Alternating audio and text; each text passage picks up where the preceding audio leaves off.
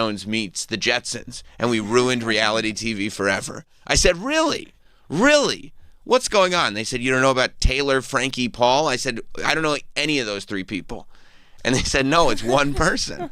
I said, really? They said, yes.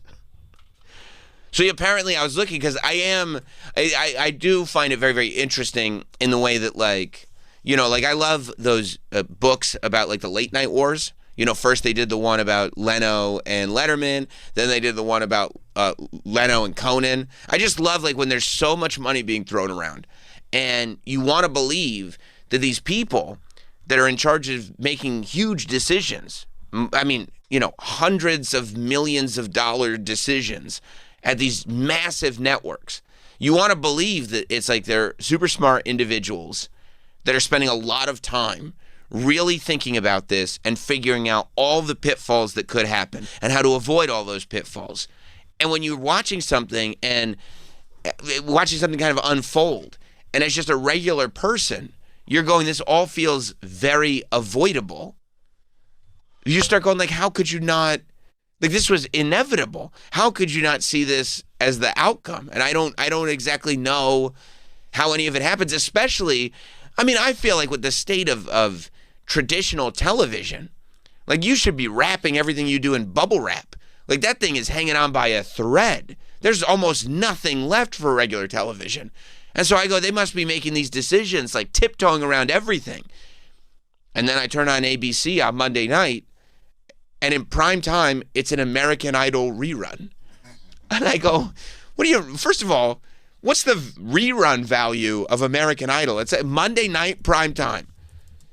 This is at one point the network who might show you like, you know, I don't know, Monday Night Football. You know, they clearly understand the value of this time slot. But it's because they got no Bachelorette. You know, I think I've watched one season of, I don't know if it's The Bachelor. It was The Bachelor because it was a lot of ladies. That's probably why I tuned in, to tell you the truth. Check out the chicks, you know? I don't want anybody thinking anything. But I watched one season of it just to kind of see what all the hubbub was about. And clearly, I mean, I got it, but it wasn't enough to keep me coming back like The Traitors was. But this thing is incredible. So this lady named Taylor Frankie Paul, she was the new Bachelorette. But you know where she came from? Usually they bring in like these ladies from civilian life, if you will, where they're like, you know, just regular folks, and they're beautiful ladies, but they can't find love. And so then they move into a house, like that Nathan Fielder sketch, where he was, you know, competing with the host because he was insecure as the Bachelor about how good looking the host was. He told him to go away, no, don't come downstairs. But then, you know, they compete for love and they find their suitor, and then hopefully at the end of the season, you know, they get married and have kids and live happily ever after. That's usually how it turns out. But in this season, I don't know, I guess they go like the franchise wasn't strong enough, or it just needed a kick in the ass or something like that. So they pulled one of the stars of their other reality shows. When I say they, I mean like Disney, because there's a Hulu reality show. It's all, and that's the other thing. Everything's owned by the same company, so you're realizing that everything is designed just to promote everything else. So they pulled the Bachelorette off another reality show called Secret Lives of Mormon Wives. And last time we talked about that, I swear to God, this is what I know about the show. I go, oh, that's that show where the ladies drink the dirty sodas, right? Because I was like, that's why I was like, oh, maybe I should start watching that show because they mix shit in their sodas. And I'm intrigued by that. You know what I mean? That's why you would watch? Yeah. I want to see what kind of sodas they're making. Everybody's got other things to do. I know. He loves dirty sodas. I do love that. And it's a whole culture that I don't know about. But apparently there's way more than that going on. There's soft swinging. Did you know on Secret Lives of Mormon Wives? Well, I know Mormons, they're... Okay, what if I told you? This is new information to me. Everybody else knew this. I did not know. What if I told you Secret Lives of Mormon Wives, the foundation was built on soft swinging?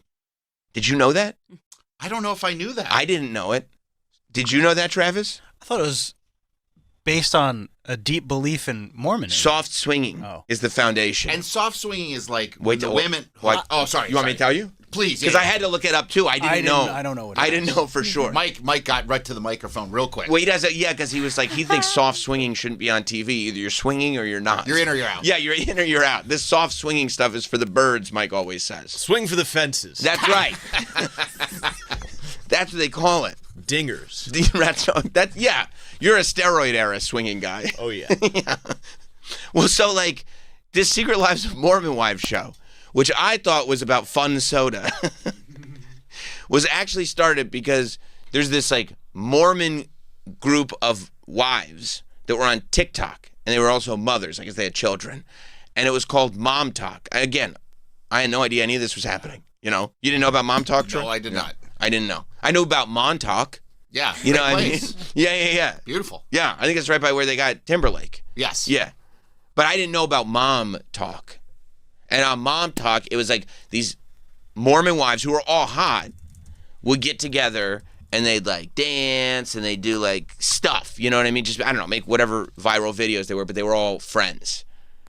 And they also, you know, I think sometimes like, you know, they look at these TikTok groups and they go, well, they're all also obviously family values people. You know, they're all friends, they're all moms, but they also have kids and they're married, and then they start to get to know them a little more. This is the husband. Oh my God. Like they have these, you know, they idealize these lives.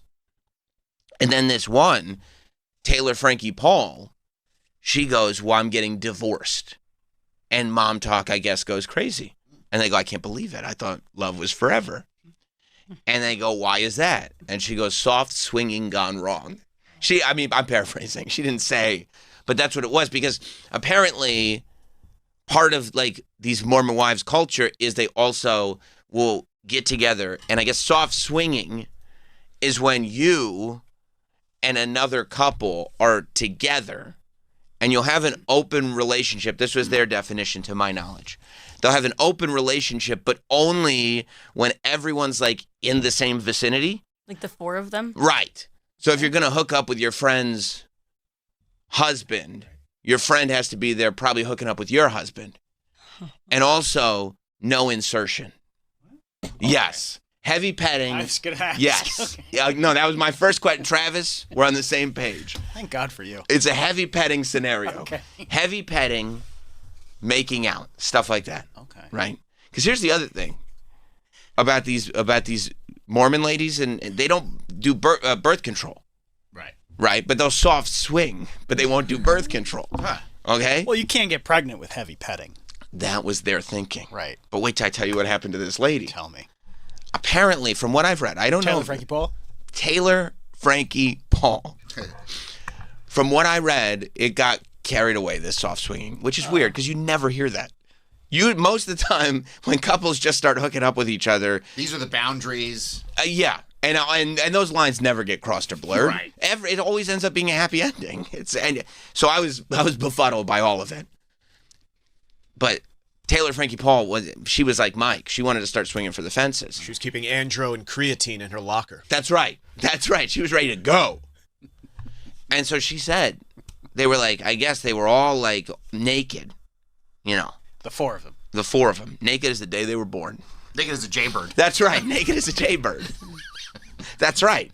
And then they were like, we got to start banging, you know.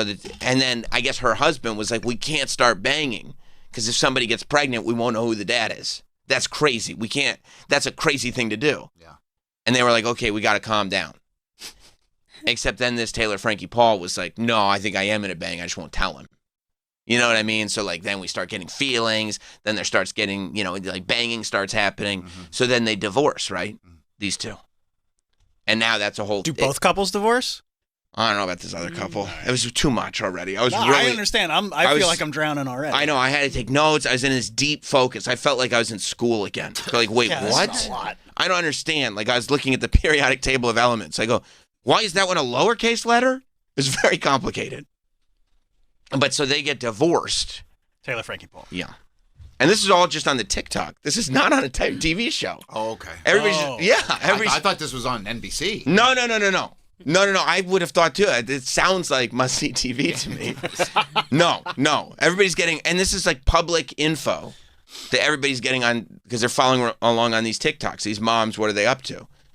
Which, like, I would probably not love it if my wife was sitting there going, like, I follow, like, mom TikTok. I go, oh, that's great. Maybe, like, figuring out what park to take the kids to. Yeah. What's the best stroller. Right. And she's like, right. Yeah. And instead she's figuring out where the line is, where soft swinging goes too far. I go, this is not the content we were promised. And so these two get divorced. They got kids or whatever. They got a co-parent. They got to do all this stuff, right? She ends up in another relationship with somebody else. All good, right? Then there's a domestic violence situation. Oh, no. There's a domestic disturbance, and body cam footage comes out of this Taylor Frankie Paul, and she's, she kind of sounds like Justin Timberlake when he got pulled over. Like maybe I'll just say this. Possibly 3 sheets to the wind. She said she got so scared she pissed herself, is what she said. Oh, jeez. To the police officer. But she kind of slurred it a little bit. Right. And I was like, maybe she wasn't because she was so scared. And she was like, "What?" Right. Right. I'm kidding. Taylor Frankie Paul. Right. But then, like. Oh, that's her? That's her. Oh, she's very attractive. Are you interested now? I am. Yeah, that's what I thought. Continue. Mm-hmm. So, after seeing the photo, whose side are you on in all this? Probably hers. Yeah, probably. So then, like, you never see what went on inside the house. Because it sounds like it was a nightmare. Like, there's kids in the house. Between her and her ex. And her boyfriend. This is the new guy. Okay. Who she also has a kid with. I forgot to tell you. So she got, 2 baby daddies. Yeah. Right? And so, no, this is the new boyfriend. They're, like, throwing chairs at each other. The kids are in the house. It's insane.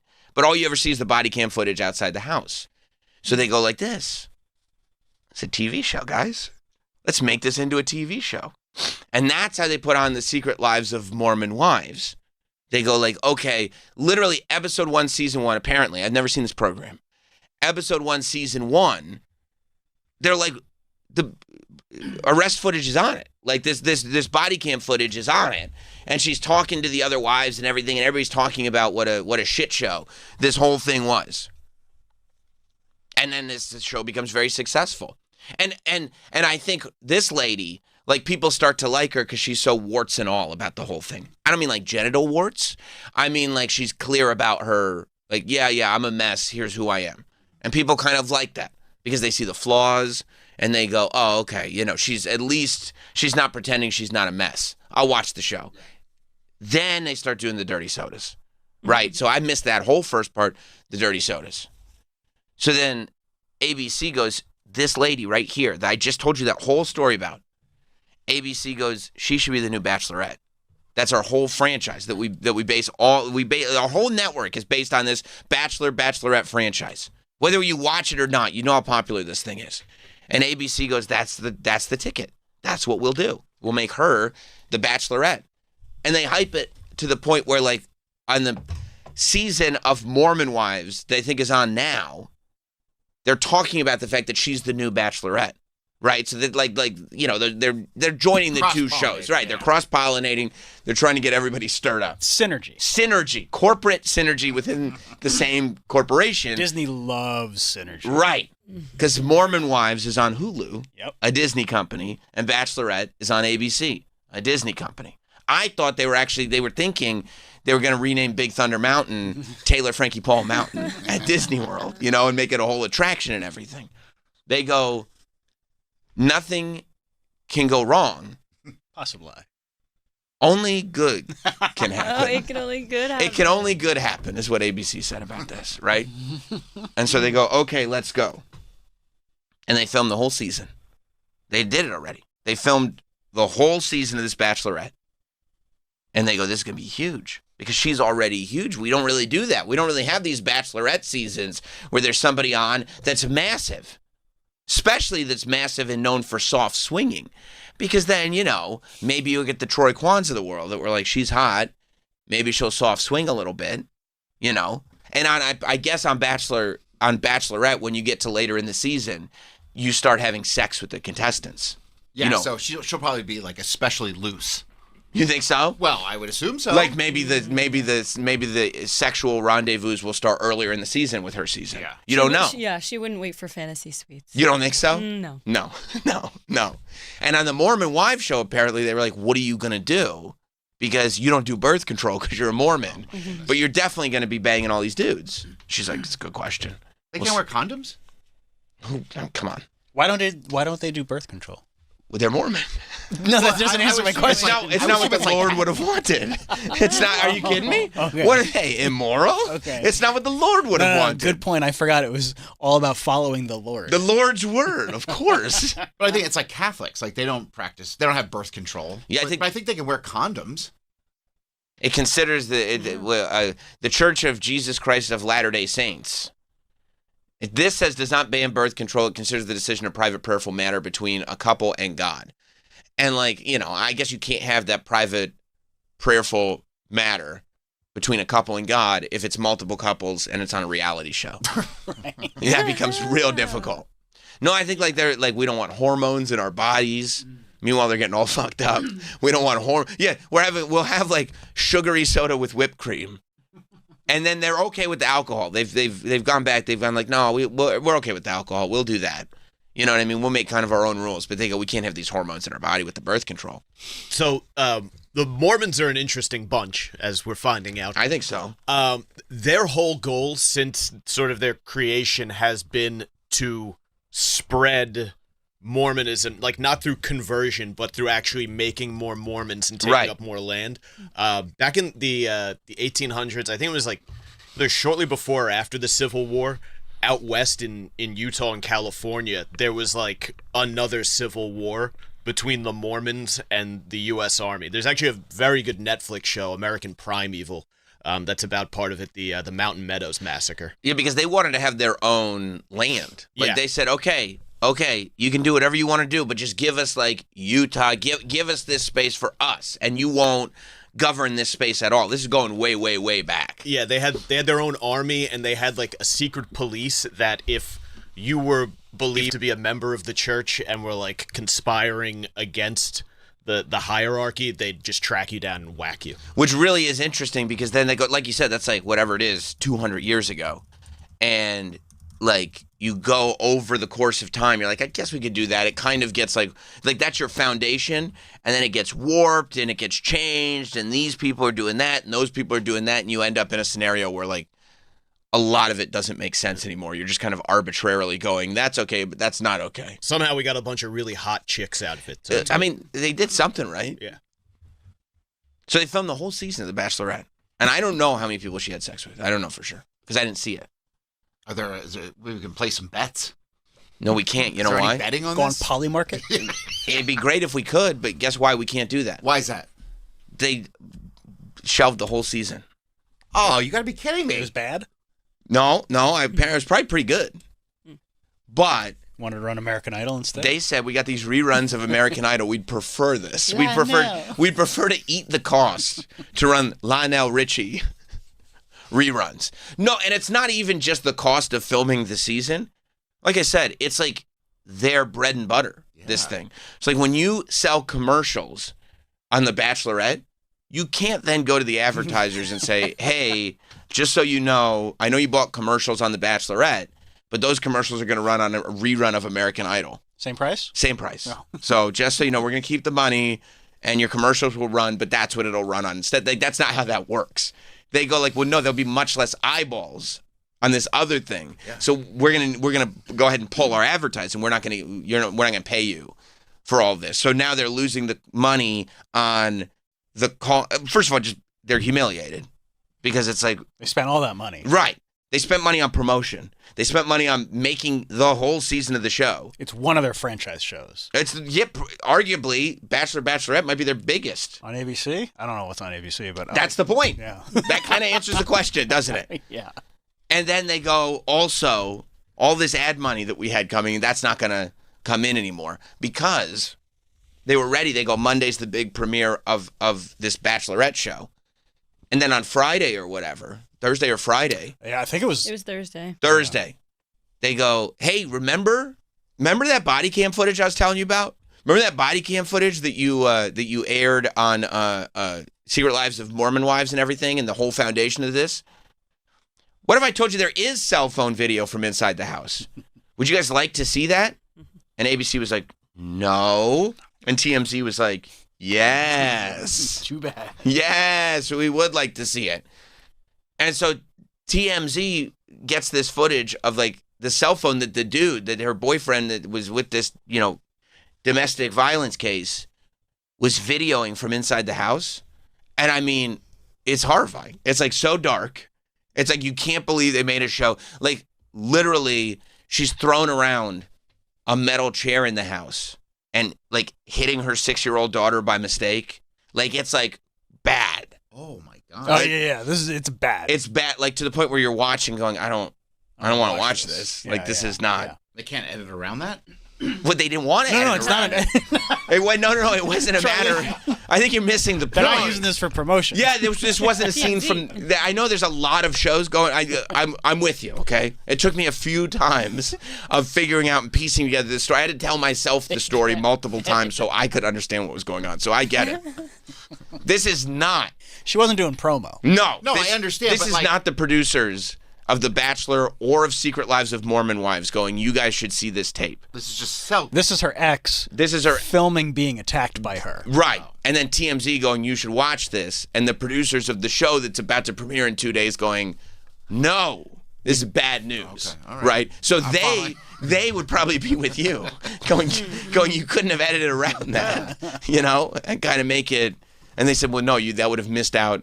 And it's on a the few intention. years old. Yeah. This is like I said, we're in season 3 of the Mormon Wives. Season 1 started with the body cam footage. So you're talking about like something that happened, 3 years ago, I think it was 3-4 like years ago. 2024. Right. Yeah.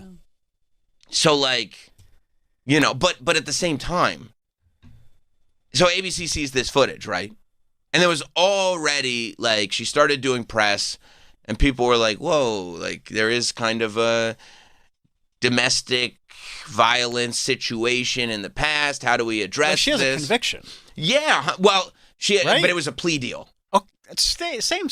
Right. Like she was charged with a bunch of real bad stuff. Yeah. And then she pleaded it down to like not that bad. Like, sorry. Right. However, yes, there was. She didn't come out of this going, "We made a mistake." I was exonerated. Yeah, exonerated would be the incorrect word to couple with this. But because she pled it all the way down, and because we never saw video of what was going on in the house, it was a he said, she said. She was, if you only knew what I was dealing with, like, but you know what I mean. And so it became one of those things like, I don't know what was going on in that house. We've all been there. Let's just enjoy the Mormon Wives. And then they showed the video, like last week, like at the end of last week. And everybody was like, oh, no, I've never been in a situation like this. That's crazy. That's crazy what's going on in that house. There's children in there. This is bad. And so, like, within hours, they were like, yeah, we're going to cancel the whole season of The Bachelor. Well, I think they canceled her Kimmel appearance first. Yes. It was very pandemic-ish. Uh-huh. Remember when they were like, we're just going to cancel the NBA a little bit. Like, oh, no. It's just Tom Hanks has it. We're going to cancel the NHL a little bit. That's all that is. And you're just watching going, uh-oh. And it's just like thing. And it's like, oh, wait, it's a wrap. The whole thing's done-ski. You bring up COVID. Bob Iger has an uncanny ability to leave that company days before COVID and days before this Bachelorette drama. Yeah, you guys got this, right? He left twice and avoided 2 scandals. Yeah, it's amazing. And so, like, so you end up here, they're like, okay, so they had not only this ready to go. The Bachelorette. The Bachelorette was ready to go, but they were also in the middle of filming season 4 of The Secret Lives of Mormon Wives, which the same way season 3 ended up being a promo for Bachelorette, season 4 was going to be like, oh, it's post-Bachelorette because they've already shot it. So it's post-Bachelorette. So now what's her life like with these Mormon swingers? Soft swingers. After this Bachelorette thing happened. So much footage you can't use now. They can't even, So they stopped, they've completely stopped shooting Secret Lives of Mormon Wives as well. Because they're just trying to figure out what's going on. Now, I would not. I'm going to tell you right now. There's all the money is in this. I would not be at all shocked if they're trying to wait until this kind of dies down and then in like a month. Oh, I don't think this gets aired ever. No, you don't think it goes up on like Hulu or something? This, just to, like, no, not after this. Drop video. it as a full season drop. oh my God, that'd No, be sick. The There would lost- be way too much backlash. The lost season. No, People know you. You just you We're take not- the backlash and you kind of lay low and it'll clear. we're talking about child endangerment. We're not It- But talking. it's not on the show. But I saw the video. That child was endangered. And then you know what the husband or the boyfriend, whoever the guy is, maybe I don't know. The guy even says, "You just hit our daughter with a metal chair." Yeah, there's a line. Like he says it to the point where it's like, and the problem is too that because I'm sure that because this was already a story, but we didn't have all the details, that I am positive that they thought they were getting ahead of it when they filmed the show. And I haven't seen anything. I'm just assuming, but I think it's a safe bet that they went on the show and said, yeah, we all have our past. I made some mistakes. Now that this is fresh in our heads, the idea that she's being forgiven on the show for this thing that we just saw how dark it was in real time, there's going to be a disconnect with the audience there going, what? I'm not forgiving this lady for doing that. I can't get behind this. And we have to sit there for, however many, 64 episodes or however long this goddamn show runs. Like episode after episode going, gee golly, I hope she finds love, which is not the vibe you get from watching. No, I think people The tape. want to be able to watch it to kind of like ridicule and just like speculate and see the drama. Because now people actually really do want ABC to own their decision and just air it. This could be They do great now. press for it. Yeah, like no one's gonna root for her, but it's gonna like we think it's gonna be good. She's like a villain. Yes, exactly. But then That's you what have I to, was- you probably have to go into the editing bays and kind of retell whatever story. And you could do that through post-production, obviously. But you kind of have to retell the story because if you were telling a story that was like ultimately a story of like somebody who's like, you know what, I made some mistakes, but now I'm a hero, that's not the story anymore. And this video coming out right before the show comes out completely changes the story. True. Or like maybe some Disney kind of is not going to disclaimer. air this. They It's probably Disney. won't. No, they probably won't. Maybe But they'll sell it to Netflix. ha, And then Netflix turns it into a like horrifying tell-all Yeah, type of docuseries or yeah, something, yeah. No, yeah. they're going to eat the cost. I think they'll probably eat it. They'll be just fine. Yeah, I don't know. Disney caters to who mostly? Children, a lot of kids like the Disney stuff. Yeah. And what did she do in this video? Endangered a child. Right. She was like Bruno in that. We don't talk about. That's Bruno. right. No, they'll eat the cost. But then they also got to figure out what they're doing with the Mormon Wives show. Yeah. I feel like they should just end that. The Mormon Wives show? People love Yeah. the Mormon Wives. I mean, I don't know anything about it, obviously. I know about soda and soft swinging. But, That's all. and I didn't even know about the soft swinging until a few days ago. And I know about the book. The Book of Mormon? Yeah. Yeah, the show? Yeah. No, the Broadway musical. That's what I mean. The, Yeah, the oh, show. yeah, Yeah. I want. They could do this as a musical. What? The Bachelorette? Yeah, the Mormon Bachelorette.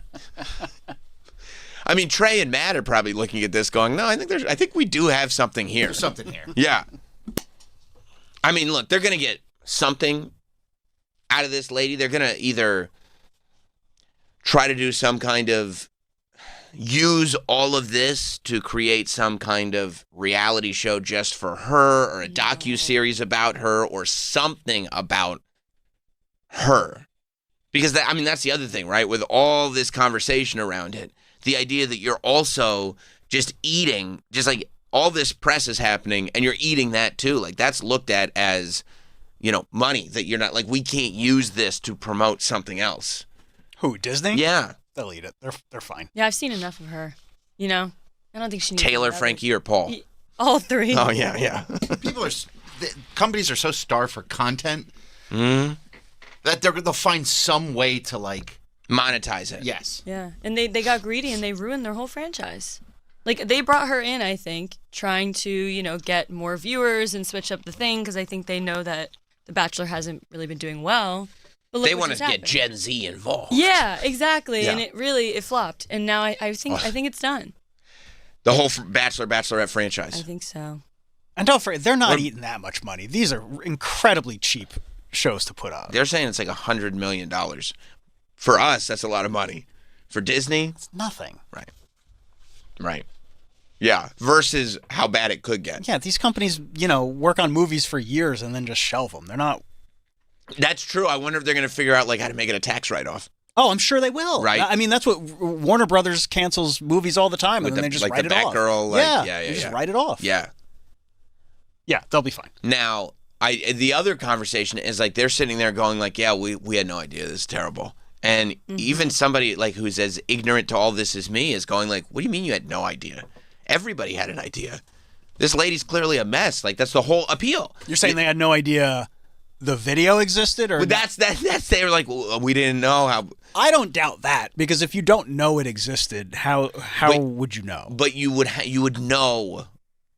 They absolutely know what happened. Absolutely. That's and if the you point. Don't, then you did a real bad job background checking your people. And there's a show about it. You could have just and you own the show. Yeah. So that's no. That's what I mean. I'm positive that they were shocked by the video drop because it was very not helpful. But I mean, the idea that they were oh, we didn't know how bad it was. It's you know. Mm-hmm. I wonder how much TMZ paid that guy for it. Oh, yeah. Because it came from him. I mean, he's holding the phone. Yeah. I don't know, unless he sent it around to friends and then his friends sold it or something. That's the only plausible deniability that I could possibly think of, but I'm not 100% sure why you would send it to a bud. But I also feel especially talking to Adam and Dax last week. Yeah. They're not in the business of buying stolen content. That's true too. They have to make sure all their T's are crossed, their I's are dotted, because TMZ is a huge company. People will sue TMZ if they can. And I'm sure that's the first thing ABC looked into. Yeah. Who owns TMZ? Are you asking? Yeah. I think TMZ owns. I think it's. They weren't I mean, they have a show on scooped Fox. up by. Yeah, but that's just I know Harvey Levin owns Fox. it, right? Fox does own TMZ? Mm-hmm. Uh-oh. Love that. Oh, yeah, it's owned by Fox. Battle of the Network All-Stars. Wow. Yeah. Yeah, parent company is Fox, which makes sense. $50 million, that's low. I hope, acquisition value. I mean, whenever they bought it, 50. Fox. Where am I Fox from? Bought it. Fox. I was gonna say bought. Look in Rogers, Fox. They acquired. That's a better word. TMZ from Warner Media for $50 million. When? In 2021. That sounds very low. I mean, maybe for the amount of news they break. I mean, they got the whole Donna Kelsey exclusive. That's $50 million. Yeah, that's true. That's true. I wonder if Harvey still owns a big chunk of it, or gets it's some kind of deal where he'll continue to make money off of it. Yeah. It has to be that. Man, it's just such a wild. It's such a wild thing when people are playing with these kind of dollars and also doing it with such a spotlight on them, and they make such boneheaded moves. Mm-hmm. Despicable decisions. You think it's from a Bachelor fan? Yes. Or did you just like the alliteration? That was an alliteration? Despicable decisions. Yeah. I did. Yeah. Now, you mean despicable decisions due to morality, or despicable decisions because it ruined your program? Both. Yeah. Casting her, they were being, I don't know, selfish. You were already feeling a way about it? Yeah, I was very disappointed. That's too bad. Because, I saw what they were doing in right. choosing her. They weren't thinking about what the fans would have wanted. They didn't ruin the Golden Bachelor, did they? Well, we still have the Golden Bachelor. That's my favorite one. We do still have. That's great. I love to see people in the autumn of their lives find love. That's a Troy. You like the Golden Bachelor, right? It's a feel-good story, right? And it makes low key. You're okay, God forbid, should something happen, there's still hope. Well, yeah. I hope I keep my wife. Right, of course. Till the end. But God forbid. Right. God forbid. You'd be good on the Golden Bachelor. Oh, so you'd be good. awesome. Troy is the bad boy you'd be like the Dan Cortez of the Golden Bachelor. I like that. You know what I mean? Yeah. He's kind of a bad boy, but he's got a soft soul. They pitch it to me as that. Well, we're kind of looking at you as the Dan Cortez. Right. And they know you'll get the reference because it's the Golden Bachelor. Yeah. Dan's cool. I like Dan Cortez. Yeah. You mean from MTV Sports? That's exactly who we mean. Yeah. And then, at first they're I don't know about this guy. He's got that big beard. He's got all these tattoos. And they're no, you don't understand. He's really been through the ringer. You know what I mean? And he really is trying to find love. That's right. Life has really chewed him up and spit him out on the other side. And now Now he just wants to find love in the autumn of his life. You're talking to the producers, like, if you could stop referring to it as the autumn of my life, that'd be helpful. Like, no, this is Golden Bachelor. This is what we do. You're in the final hour. Yeah, this is it. Let's go to Eddie in Utah. What's up, Eddie? Hey, just letting you know, these women, I'm doing air quotes, women. They're the women. Yeah, they're women. Well, they're trash, but Oh, my goodness. as an LDS person myself, As a what? they do not represent. I'm Mormon. Oh, LDS. LBS? Pounds. Latter-day Saints. Oh. Oh, LDS. LDS. Oh, I thought you said LBS. Then I started thinking about IBS. Then I was like, you know. Yeah, So, IBS, IBS. right, it's a lot of information, but we're here for you regardless. We can talk. Right, right. No, they're garbage. So Draper, Utah is like the largest swinger community in the country. Really? Yeah. More than Florida? But, Yeah, what about what about Celebration, Florida? The villages. No, not celebration. I think they're swinging in Celebration. The old folks are definitely swinging in Celebration, Florida. You know what I mean? You get to a point in life where it's like, oh, I'm going to ruin my whole life. I got 2 years left. Yeah, what's left? What's the worst that can happen? You know what I I get mean? herpes. So what? Right, exactly. Oh, but this would this might obscure my relationship. Big deal. I'm gonna be worm food soon. I'm not gonna be thinking about it in 6 months. the youth of the church has tried to get away with soaking and all the other stuff for years. Oh, okay. So talk about soaking. You don't know about soaking? I don't know about soaking. Oh, Eddie, you got to tell him about soaking. You know? I know about Okay. soaking. Okay. Mike knows about soaking. Soaking is when you're not allowed to have premarital sex. So the couple will be together in bed, will insert, Right. but then another friend will either jump on the bed or be underneath the bed pushing on the mattress. What? You didn't hear about that? They're not having sex. Say that again. Okay, Eddie, I'm gonna clarify because Travis was like looking at something for later at the same time and realized he might need to put everything down. No, Yes, I think I heard every word. And this is a real thing. Soaking Okay. is when they go like yeah, you know about that. Yeah, so is Mike. I'm Right, sure. right. No, he does. Soaking is like they somehow justify that because it's like again going back to like the Catholics, they always said like, well, you got to be a virgin until marriage. So poop shoot is what they would say. They say it like that? Poop shoot, they say. But the Mormons figured it out even better because they go, you can't have premarital sex, and they go, Got it. what about if I insert but don't pump? They go, yeah, I think that's fine. Which I feel like. What are we doing? Right. I never felt like the pumping. I always thought the pumping was step 2. That once step 1, it's like if you cross the starting line of a race but don't go to the finish line, you still entered the race. Yes. You know what I Yeah. mean? You still, you can't say, well, I've never been in a race before. Yes, you have. You crossed the starting line. But that's not how it is in Mormonism. So they say, like, okay, we could just put it in and just leave it. So the woman's lying down. The woman's lying down, the dude puts it in, and he puts his hands up. He goes, I'm not doing anything. I'm joking. I'm joking. And he goes, God, No, it just you see what I'm doing? Nothing is going on here. And then his bro, the Mike Montone of the scenario, would come in and go like, I got you, Brush. And he goes to like the end of the bed and he starts lifting the bed up and down real quick. Could you jump on the bed? Yes, that is what other people will do. Like they will, if they don't, maybe they don't have the upper body strength to pick the bed up and down. There's 2 people on it, I mean, that has to be a lot of force to So they will. But here's the problem. Oh, Sometimes they'll jump on the bed, but they'll realize they got a great mattress. You know those ones where the wine glass doesn't tip over? Sure. Yeah. Mormons hate Tempur-Pedic. Tempur-Pedics. Mormons or even hate. a Baba-pedic. That's right. Mormons hate any pedics. Right, so that doesn't work. They don't. They say no way, and they're sitting there because here's the problem: you're jumping up and down on the mattress, but the other side of the mattress can't feel it. And once you start doing that, everybody looks like assholes. Because Except now you're having a fun jump on the bed. I guess, but you're not helping your friend. They got to do a trampoline. A trampoline park would be great for does happen. soaking. Oh, park. no, that does happen. Go ahead. People have trampolines in their back. They have trampolines in their backyard, and that does happen as well. Yeah. They soak on the That's why trampoline. Yeah. Okay, but what if That's you're the like, problem. what if you're like so like charged up that like you insert and then just instantly. You know what I mean? Like but you're so bottled does up that happen. without even before the guy even starts jumping on the bed, they call that a one pump happen. chump. Yeah. You know, But he Yes, didn't pump. Yes. that's true. One soak jump. So what happens if you've got a pedic and it's not working? It's a great question, So you Eddie. have to get someone underneath the bed to push up on the mattress. Smart. And That that's how you do seems that. so uncomfortable. Smart. Well, but that way she starts pushing back at you, and it's like, no, Bob, you're not going to get us Well, this she could time be with on your top. Bobo You don't know Pedic. she's on top. Oh, she could be on top. That's a good point. You could do like a reverse cowgirl soaking scenario. You didn't even think about that, did you, Troy? No, I didn't until right now. Right.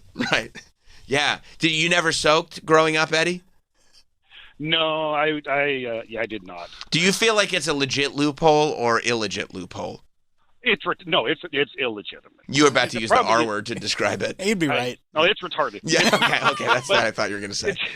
So every time like some of this stuff comes out on the news, you just hope like, oh, please don't be Mormon, please don't be Mormon. It's like, ah, shit, they're Mormon. Yeah. And it's really sad because it really puts us in a bad light. We're not all retarded or.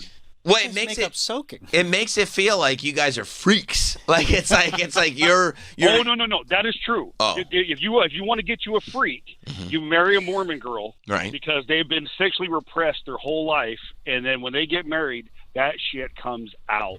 But like, why do they feel like because they've been repressed that now it's like it's time to just go absolutely ham? Like they want to do everything now?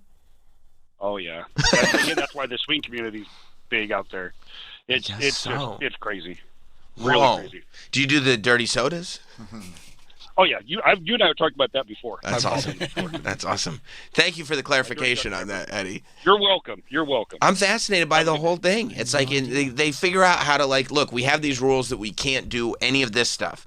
But what we can do, we're going to find every loophole to make it as crazy as humanly possible. Whether you're talking about beverages or whether you're talking about sexual partners, this thing is going to go nuts. Like, I feel like the whole idea is to have this morality. But I also feel like if I had, like, you know, in my younger days, high school, 20s, whatever it was, if I had had an experience with a friend where I was jumping up and down on the mattress so he and his girlfriend could fornicate, but, you know, hey, God, we found the loophole, I feel like our relationship would forever be changed. Like, I don't even... They're just helping a brother out, I guess. I mean, I've never even been in the same room. But they're all swinging, so I guess they're used to that. Oh, that's true. You know But they're what I not mean? married yet, so that you can't swing. You could swing with a You could with soft a swing girlfriend. with with the girlfriend because you're committed to each other. But so then You're you would going be steady. soft swing soaking. Ooh, yeah. If you're soaking with your friend's chick, then that would be no, because then that's not soft anymore. What? By the time you're soaking, once you're inserted, I don't think that's soft But it's swinging. soaking because it doesn't count. Oh, So I it's love still that. soft. It is still soft swing. It's not soft, you know what I'm saying? But it is still soft swinging because you're like, no, we just put it in one time, and then you guys started jumping on the bed. So maybe, yeah, you your girl and the other guy have to jump on the bed, and that way you can bang your friend's girl, and then you and your friend's girl jump on the bed so that he can bang your girl. Soft swinging, soaking sleepover. That's right. That's right. And then the good news is you get to have that fun experience and still go to heaven. Praise be. And by the way, all religions have workarounds. Loopholes? I mean, it's like, you know, like on Shabbat, like they'll have like a goy of Shabbat that comes in and does everything they need to do, but they're not the ones doing it. But You know, like, yeah, totally. But I always feel like if you're not following like kind of by the letter and like looking for like loopholes and stuff, don't the laws just become arbitrary? yeah, it doesn't make sense to me, but I mean, somehow these people justify it. Right. I mean, it's like if you're following the law, follow the law But you're not doing it because someone told you to. You're doing it theoretically. to honor God. Right. Believe in it. So it's like you're not like, oh, I'm gonna like the Almighty Creator, like I'm gonna trick him. Right. Like, you know what I mean? Like he's gonna be like, oh, what's going on? I guess that's okay. He'll be fooled. Yeah, He didn't tell them. Who are you fooling? Right. Like, just don't be. Well, he didn't plan on mattresses. He didn't know about the mattresses and the springs. It's like just live your life that you want to live, Like, the you way know- you want to do it. Then Yeah. don't. You know what I mean? Like Like, you know what he fucking meant. You know what he meant. or honor God. Right. Pick one. But maybe you go to heaven, you go, but you didn't say. Yeah, Mention God. soaking. And God's like, oh, you got me. damn it. You kids figure everything out. Get in here, you rascal. Get in here. Give a noogie. Yeah, exactly. Before I change my mind. Yeah. Who's the guy that hangs out at the pearly gates? Is that St. Peter? I don't know. Whoever it is. Just gives him a little noogie on the way in. Get in there. Get in there. It's all. I mean, it's all silly. Yeah. It's like you just either do it or don't. I mean, it's just why try to find loopholes? I mean, you could just try your best to live a life that you're proud of. Well, if you're going to say, I honor God, I want to live a life that honors God, then do that. But also, I think that some people are raised. It's like it becomes a culture that they're raised in. And so you're not necessarily consciously going like, I'm making this choice. You're like, this is what I feel like this is what I'm told to do. Right. It's not your choice. You're raised within this culture and community where you get ostracized from the community if you don't follow these rules. Like, you might be in your head going like, this is kind of bullshit, but like, I'm not trying to get thrown out of my community. So, let me find a workaround. Yeah, let me get Montone over here to kick the mattress from underneath. And what's cooler than being a teen and not following the rules? That's a good point too. I don't know. I just say go off the rails. If that's what you have to do, then go do it. Yeah, that's why the Amish know how to do it, because they got rum skipper or whatever it's called. Rum shaker. Rum shaker. All I want to do is zoom, and a boom, boom. Right. That's what they do. And they shake your rum. Yeah, rum springer is like, it's like, okay, that's it. The Amish are probably the most confident of anybody. Yeah. Because they're like, you don't want to do it? See what's out there. Go have fun. Go, whatever you want to do. Yeah, come back. Okay, I bet you come back. They're like, no, dude. Once I get a taste of it out there, I'm not coming back. Okay, we'll see. Go have fun. And then they go, and then probably first week is great. Second week is probably pretty good, too. By the end of the first month, they're like, this is kind of bullshit, dude. They catch herpes. Yeah, I know. They got herpes. They can't get a job. Yeah. You know what I mean? Like, They got TV. They got TV, but there's nothing on. Not The Bachelorette. The Bachelorette's not on. They already saw everything. They find out these hoes ain't loyal after all. Oh, yeah. You know what I'm saying? Out the hard way. Oh, yeah, they do. And they go back. They're like, I could just, I'll churn butter. build a couple barns. Like, People love going to my big-ass restaurant. Exactly. I'll make great food. Nobody's going to tell me to shave my beard. By chance, see that was like that Amish kid that was in Rumspringa that was like, he went on Theo Vaughn. Yeah, he left the hat on, right? Yeah, he left the hat on. They took him to Hooters. That's he was great. stoked. Yeah. Yeah, and it's kind of like that's the best way it's kind of the best way to experience regular life is for it to be a vacation. Like, it allows you to appreciate And endorsed. Right. Like by your parents. Yeah, you can do it. Yeah, go do it. Yeah. Have a great time. And then that way it's like, because they're confident in the belief system, it allows you to really be fulfilled in all of this sort of other life and like appreciate all of it. And then it's like, okay, I did it. Right, because what do you want to do the most? Things you're not allowed to do. Right. Okay, I did them all now. See, we got I like this kid. Yeah, I like this kid too. He did follow him on Instagram. Right? You do like that. Yeah. Oh, jeez, this was only last year. That's right. Yeah, he got to have a Celsius. And he had never had a Celsius. But that's what I mean. We go into any bodega, get a chopped cheese and a Celsius. It's no problem for us. You know what I mean? Thing. Have you ever thought to yourself, what a life, I get to have a Celsius? You never thought that, You just right? take it for granted. That's right.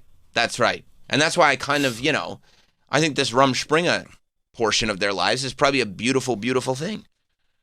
Let's watch this kid have his first Celsius. I don't know if that's all it's about. Well, I'm gonna have a little sip of Celsius because I need to pick me up. Yeah. Have you ever had this before? No, not this. No. Is it good?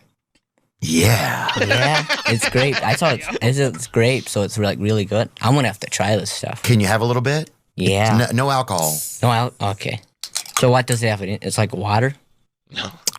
Wait till he tries. Ooh, mine's cherry cola flavored. It's like spicy stuff. It's like a little bit of ADD, kind of. Oh, dude, this stuff actually tastes like the grapes that you squeeze out of not the grapes that you eat from the store, but like the Amish grapes that you can buy. It actually tastes exactly like that, so it must be very natural. Yes, sir. Yes, it's the best, man. Yes, That'll it's very definitely good. All natural Celsius. That'll get you home, brother. That'll get you home. Yeah. So if this, I saw that this does have caffeine in it. Yeah, it has a little bit of caffeine. So I'll be like moving around. Yeah, you'll be feeling something. Isn't that great? I love He's the best. He gets to who? The Amish kid? Yeah. You've been talking about music. He talked about, of course, what is one of his favorite songs is. Amish Paradise? Yes, of course. It's a great song. And he likes some other rapper that was like, they listened to like rap on the... Yeah. That's great. Juice WRLD?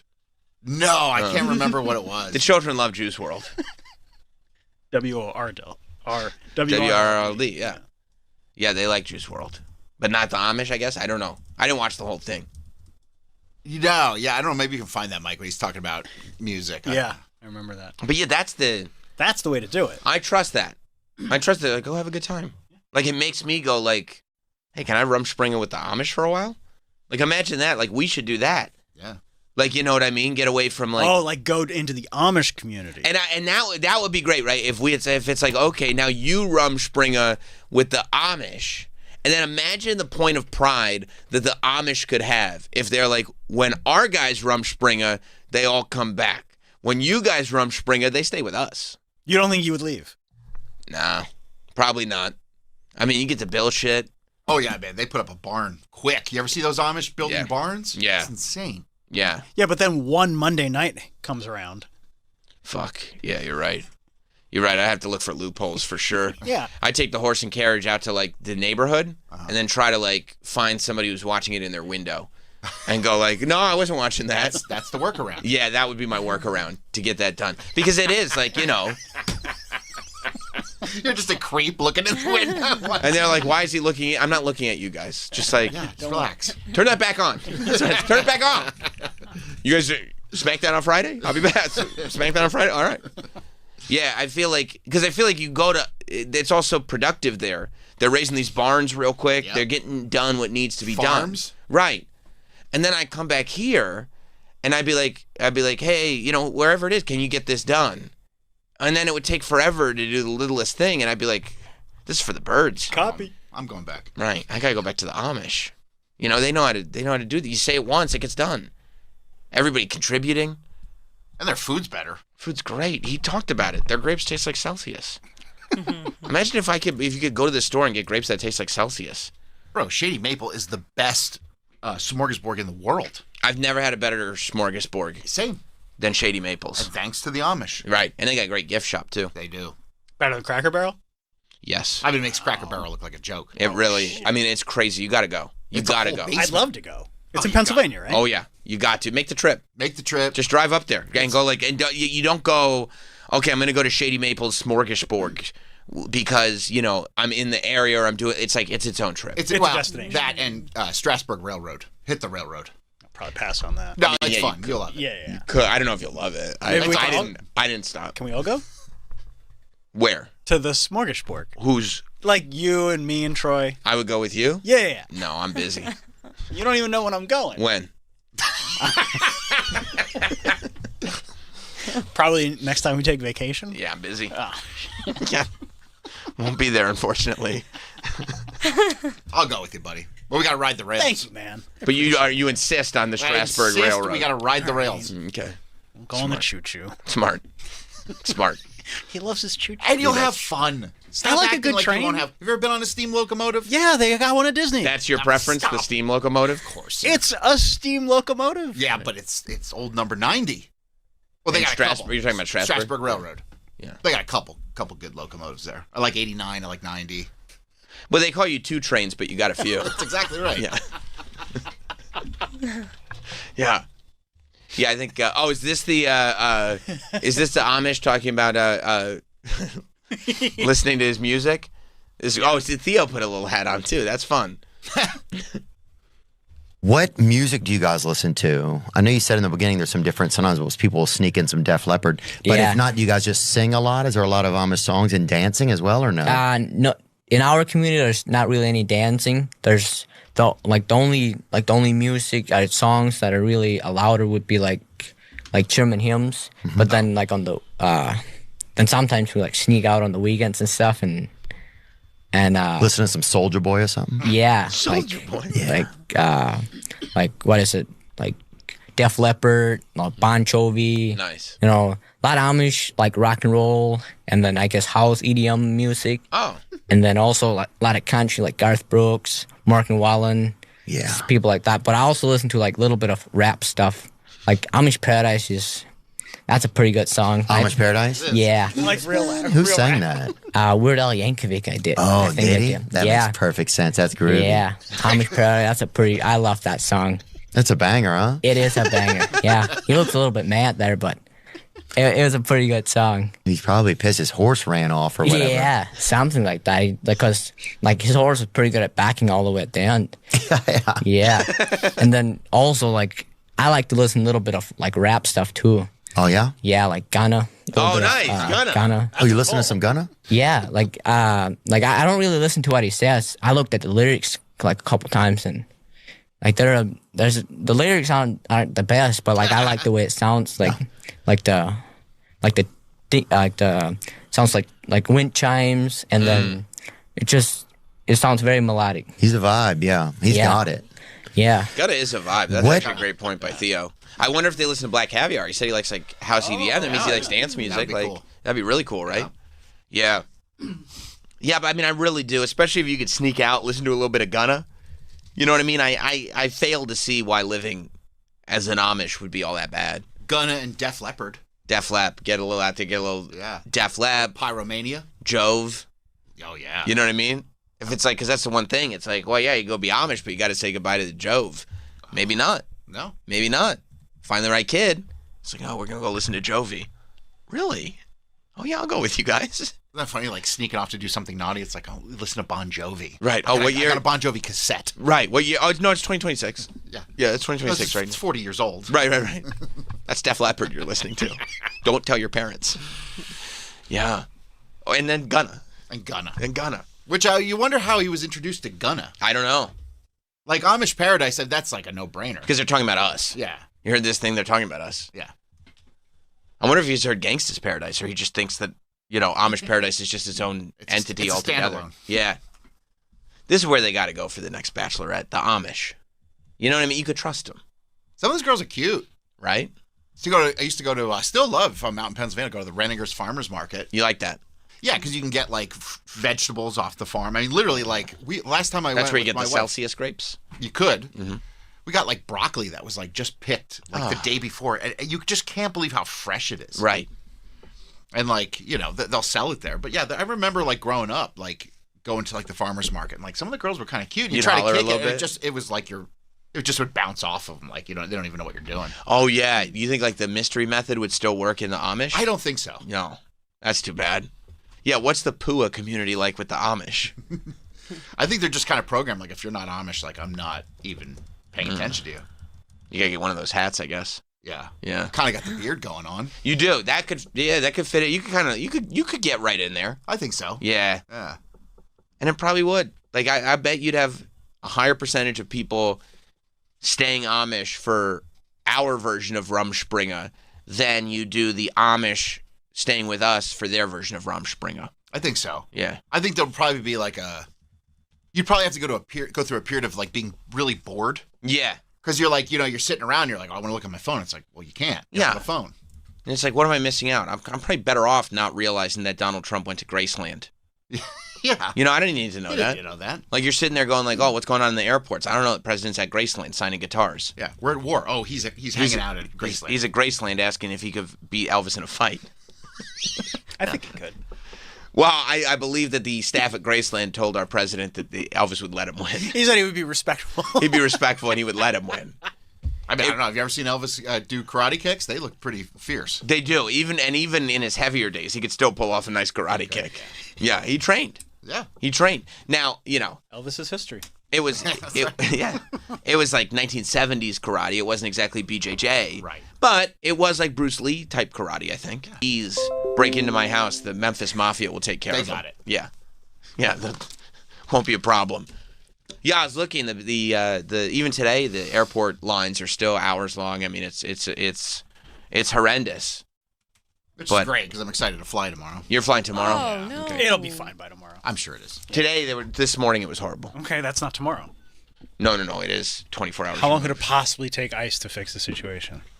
That's true. Look, when I put them in my drink, it cools off quick. You know what I'm saying? So yeah, no, Troy, you'll be fine. Heals Just all get there. injuries. It does, real quick. It says TSA pre-check 15 to 30 minutes. Okay. That's what it said. I'm telling you, I'm on the this is my new app. Last updated 2 weeks ago. Look, I'll tell you. My TSA. I've got a welt on my head, right? Yeah. I don't right now, but if I did, yeah, it'd be really embarrassing. You know what I put on to make sure it went away real quick? What's that?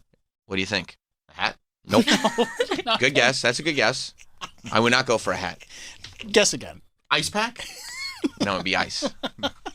Just ice. Just ice. I'm saying it's effective. Okay. You see where I'm going?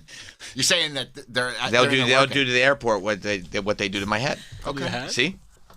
Hat. That was a good guess. I also like ice pack. It's like, all right, I think you've. Well, because ice is gonna melt. It's gonna no. I know. It was eye. more. That was for me. It was. I don't really have a welt on my head. It was a play on words. I was trying to follow on, but I was a little lost. Because you started. I think you got wrapped up in your TSA app. Yeah. Because I was excited. That's what happened. Under the ice. That's what happened. That's why. That was actually a good lesson to why you shouldn't pull your phones out in public. Yeah. We were all. I was excited to talk about it. Travis and Danielle were 100% with me. I could hear them giggling. Yeah, but they weren't on their TSA app. Right. Exactly. You were sitting there. I was like, look, I got my TSA. Right. No. I heard about that. I figured I'd go for a little humor, but you went with the. Yeah. No, I'd rather tell you about what's going on. I was going to tell you all about it. I was the app. No, I hear about it. We'll probably talk during the break about the app. But yeah. President was at Graceland. Yeah. While we all had a lot of questions, I was at the pump. I was looking at the price of gas. I was like, why is it so expensive? Maybe I get my answer on Twitter. And then this is where I found out about what was going on at Graceland. Okay, ready, everybody? Let's see here. Signing a guitar. I love they're playing Elvis in the background. Well, I'm just glad we got the senile guy out of office. Oh, that came out good. Look at that. Yeah, that looks nice. Great. Wow. You never know. These are hard to sign. Guitars? But they came out pretty good. You never First know. guitar you signed? Just about. Just No, about. Biden couldn't do that. You'd Biden. have to send it out to be signed. Look at that. That came out nice. And what a beautiful guitar. It's a replica. Is this so? Did he play this guitar? No, this is a replica one, but this is a replica of the one that he did play, and the one that had the karate patch on it. Elvis had two think they would have 8th him black sign belts in it? karate. Elvis One was in played Kendo, and that's what guitar? this Was he patch is really for. good, or was it just? Actually, he was really good. He started Could practicing. I have taken him in a fight? I don't know. You might. I think he would have been respectful enough to let you in. Yes, he probably would. But he and Bruce Lee really brought Really? karate. Yeah, he would have been. But he and Bruce Lee really brought karate. I mean, he just found out Elvis liked karate. What's he doing at Graceland? I like to credit Elvis with Bruce Lee. Like, those are the two that really made karate what it was. Yeah, Elvis kind of popularized this thing. Bruce Lee came around after Elvis started karate kicking on stage, and people realized, What is that? What's he that? doing? What is that? Is that some kind of art? Yeah, but if there's something almost militaristic about it, like a martial art. Martial art? What? Wow. You gotta start paying attention to this fella in the movies. What's his name? Bruce? Yeah, that's Bruce Lee. He also does the Elvis thing. That's what they called karate for a while. The Elvis thing. I mean, that whole the whole thing is ridiculous. First of all, the fact that they're playing Elvis in the background still. That's what they do. What else are you gonna play? Just 24 hours. Yeah, you want it to be quiet in there. POD? That would be cool if they were. If he was signing that guitar and you just heard "We are the youth of the nation," I'd be like, I gotta check out Graceland. It's been a while. Confused. It's been a while. He's in the jungle room there. The last day of the rest of my life. I'd be like, oh man, I gotta get back to Graceland. That is the jungle room. Yeah, that's a cool room. I also love that he assumed, to your point, Travis, that we want you to write your name in permanent marker on this guitar that Elvis played. Can you please sign? Can you write your name on it, please? Would you be surprised if he would think that they would do something like that? They that? must want me to sign a guitar that he played. This priceless heirloom of the king of rock and roll, the archetype for the modern day pop star to this day, the guy that it's all based on. Could you write your name on the guitar that he played, please? He wrote Hound Dog on this guitar. I do believe that he wouldn't find that to be crazy. He'd be like, that makes sense to me. Yeah. After all. You know what would have been the move, I'm the guy. Trump would have been the man if he did this. What? You know, they're like, they don't let people up into the bedroom. Yeah. That's right. If he's like, I'm walking up. Just try to stop me. Right. If he just could you take the rope down. Jumps in bed, Elvis's bed. Yeah. Take my picture. He's just like sitting on Bounces on it. moving his butt up and down, like, oh, not as firm as I thought. Not as We firm do a as little I... soaking. Yeah, anybody want to soak? Yeah. He's just kind of low key insulting the bed. Not as comfortable as the one we have in the White House, but okay. Not as firm. I guess this is where he slept. Bet there's a lot of women here. Yeah, and the bathroom, that's where he died, huh? Let's go in there. Let's go in. He could recreate the iconic Trump bathrobe picture. That's true. That's true. Or he could even, there he is. He could do that in the jungle room. Somebody point out that strawberry shortcake. Yeah, those are child's blankets and pillowcases. Oh my God. Yeah. That's tough. It's tough. That's enough to get you kicked off The Bachelorette. That's dark. Real dark. Yeah. Good thing he's not the Bachelor. Oh, yeah. Good thing he's our president. He's just the president. We're okay. That's our guy. Well, yeah. Yeah. I don't think that third photo is real. With the googly eyes? That's non-photoshopped. Googly eyes make everything funny. They really do. They really do. So, yeah, and then he hears, Elvis knew karate. Oh, he did? You think I could take him? Like, what? I don't think I've ever seen It's a parody. Yeah. It's a parody of a human. Yeah. You know? Mm-hmm. Oh, good. Still taking shots at Biden, too. You wonder why he decided to go, why Graceland now? I guess to do something very American because the morale is low. Yeah, maybe he thought that this would be the thing. Like, people would just see me, because you probably asked him, where would every American want to go? And he goes, well, Trump Tower, obviously. But I've been in there. I did my elevator ride. I know. Graceland. And they're like, what? Yeah. Let's go to Graceland now. I'm like, Mr. President, no. We're going to Graceland. Yeah, right now. Right. Pause my appointments. It was like Super Agent Tony Burton on a Tuesday. All the appointments, pause them. I have AI images. I felt really bad for Tony yesterday. I got a ton of Tuesday images. Oh, you didn't even talk about them. We didn't get to Tuesday. How many did you get? Okay, I'll tell you what I got yesterday. I'll tell you. You think he's like, he sends you one and then you don't react, and he's like, well, maybe that didn't work. Let me send you another one. Maybe. Panics. Okay, how about another one? Oh, I didn't like that one. Yeah, I have. Can we put them up online just so people can enjoy them? It's Wednesday now. I know. It would make no sense. People would be so confused. Tuesday. Yeah, this one is the first one that came up.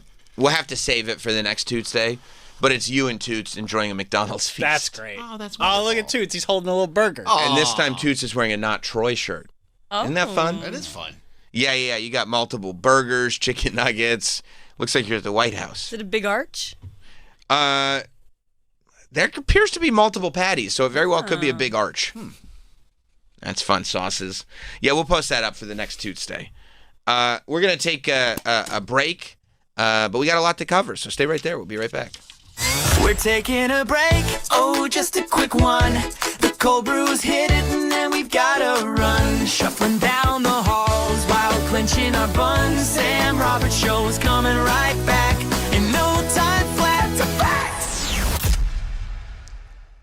I do have a beef with Shakira because one time her hips lied to me. What? Yeah, they did. Oh, baby, when you're talking like that. That's pretty good. Been waiting all my life for that moment. You're always free to do an impression. Chris does a couple. Guy del Forte. I'll try to do this. Now, No. California. My best this morning. The Bennington Show, weekdays at noon East and anytime on the SiriusXM app. Every MLB game is on SiriusXM. Tonight at 8 Eastern, it's opening night. The New York Yankees. He is out of here. Home run for Judge. The San Francisco Giants. Gone. Another one for Rafi Devers. Two storied franchises lead off the 2026 season. Hear the Giants announcers on Channel 89. The Yankees broadcast is on Channel 175 or 208, or listen on the SiriusXM app.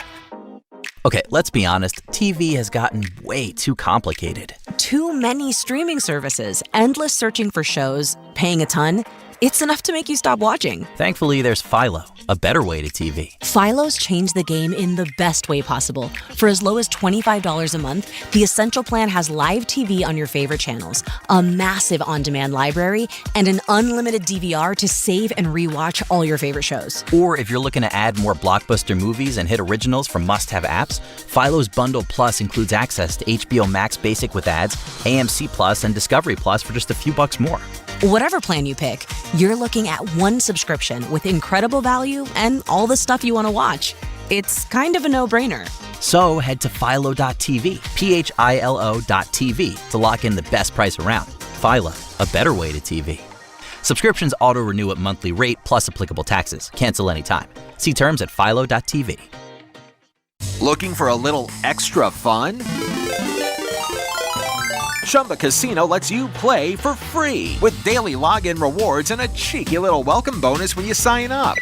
Explore hundreds of online social casino games and jump in whenever it works for you. No routines, no pressure, just entertainment on your terms. That's Chumba. Only available in permitted states. No purchase necessary. See terms and conditions for details. VGW Group. Void where prohibited by law. 21+.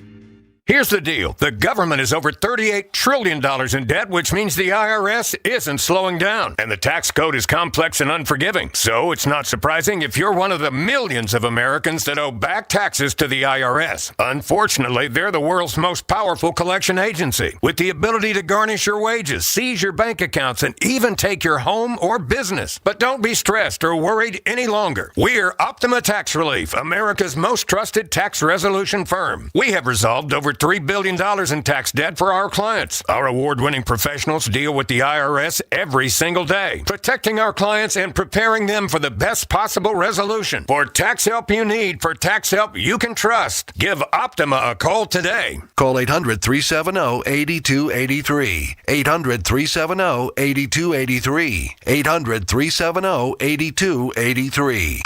Optima Tax Relief.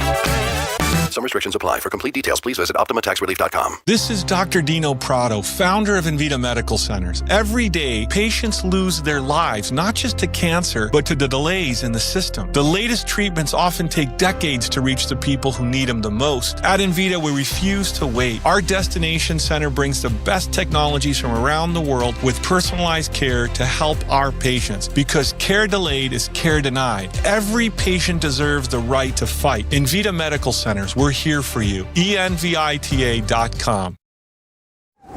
Here comes the sun. Shake off the cold with the sounds of spring on the SiriusXM. If watching TV has gotten way too complicated for you, then here's some good news. You can say goodbye to a million different subscriptions, wasting money and endless searching for something to watch. And say hello to Philo, a better way to TV.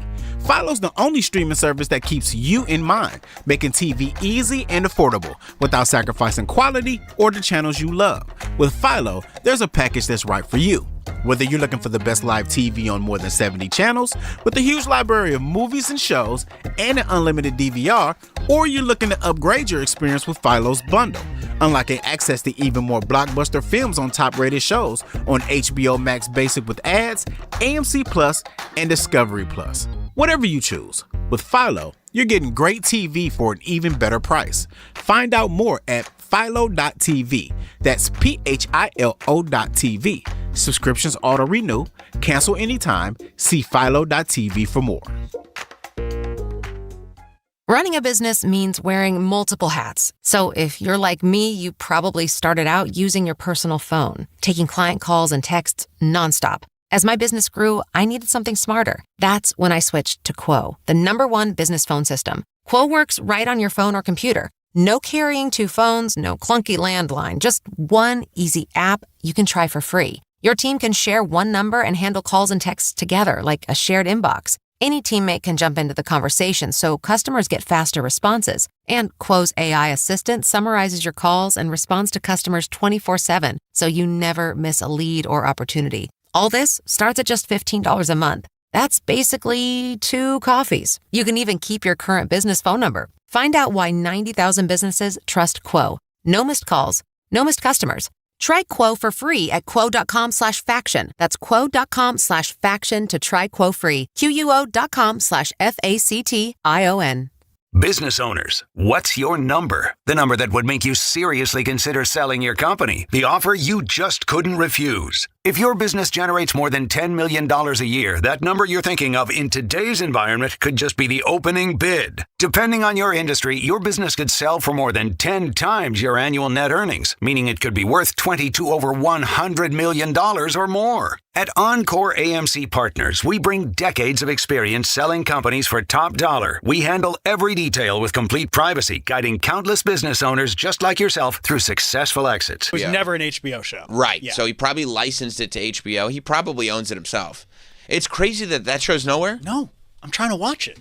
So I need the DVD. I have the DVD. I have the DVD. Because it was signed by Ollie G. Yep. Yeah, and he signed as Ollie G. Yeah, I have the same one. In gimmick. I'll tell you what, That's why I'm telling you, this physical media thing, everybody said I was crazy. You're onto something. I know. I don't know if this is true, and I'm just telling you what the internet told me. Well, usually you're right on the money when you start a sentence that way. But like some of these streaming companies, they're editing old shows. Oh, yeah. Do you know about this? Yeah. That is true, or they'll either edit it, or they'll play the syndicated version, which was edited from the original. Yeah. So you're onto something with this physical media. 100%. And also the music and stuff. Yes. When they can't secure the music rights. Like anywhere the Wonder Years is streaming or whatever, I think it's a different version of the theme song. Mm-hmm. You know, I don't think it's that's stupid. I don't think it's or there's some version of it that it's not Joe Cocker, the Wonder Years version. It's not Joe Cocker singing it. There is a version that it's not him. I don't know if they've gone back and corrected it or not. I mean, it took them until the end of DVDs to finally get that out on DVD. I know. They were like, good news, everybody. Now that everybody buys every DVD, we have the Wonder Years. And they were like, I don't know if you heard, we're not buying these anymore. I'll almost forgive that because, like, when they have to change songs in streaming, because that's a complicated issue. It's like, it's either we're not getting it out. Yeah. But to the larger point, if you can get it on disc with the original music, that's what you want. Like, I remember when Freaks and Geeks came out on Hulu, that was like the first time it had been available as it originally was. Right. Because of the music clearancing. I had that show on DVD twice. You bought it twice? Oh, yeah. Wait, is that available to watch anywhere? Yeah, it's on now? Hulu. It's on Hulu right now? Yeah. Oh, I mean, it was when I watched it. That show's incredible. Oh, it's the best. That's next on my list. Oh, you'll love it. I didn't know. I didn't know it was available on Hulu. Pretty sure. It was. Yeah. Let's see. It's only one season though, right? Yep. Yes, one season, and then they. Oh wait, now it's on Pluto. Pluto and Paramount Plus. I don't know. I can't keep up. Everything changes. I get it, which is the other reason why it's like, you know what I mean? You got to distribution rights change. Hey, we have it for 2 years. Distribution rights now change, but like when you're Googling, where can I watch this? Do I even subscribe to this anymore? I have no idea. That's why it's like, if you just have it on physical media in some way, shape, or form, it's like at least you have it. I understand. It's arduous work to get all the way up, hit the eject button, put the disc in the machine. It's tough. It's tough. But stuff doesn't disappear or get edited or, move someplace else and you have no idea where it went to or just gone one day. And you don't know if you're being Mandela affected or not. You're like, I remembered it a different way. I guess it was never that way. No, we just changed it. Yeah. Don't worry about it. Yeah. What were you seeing about shows getting edited?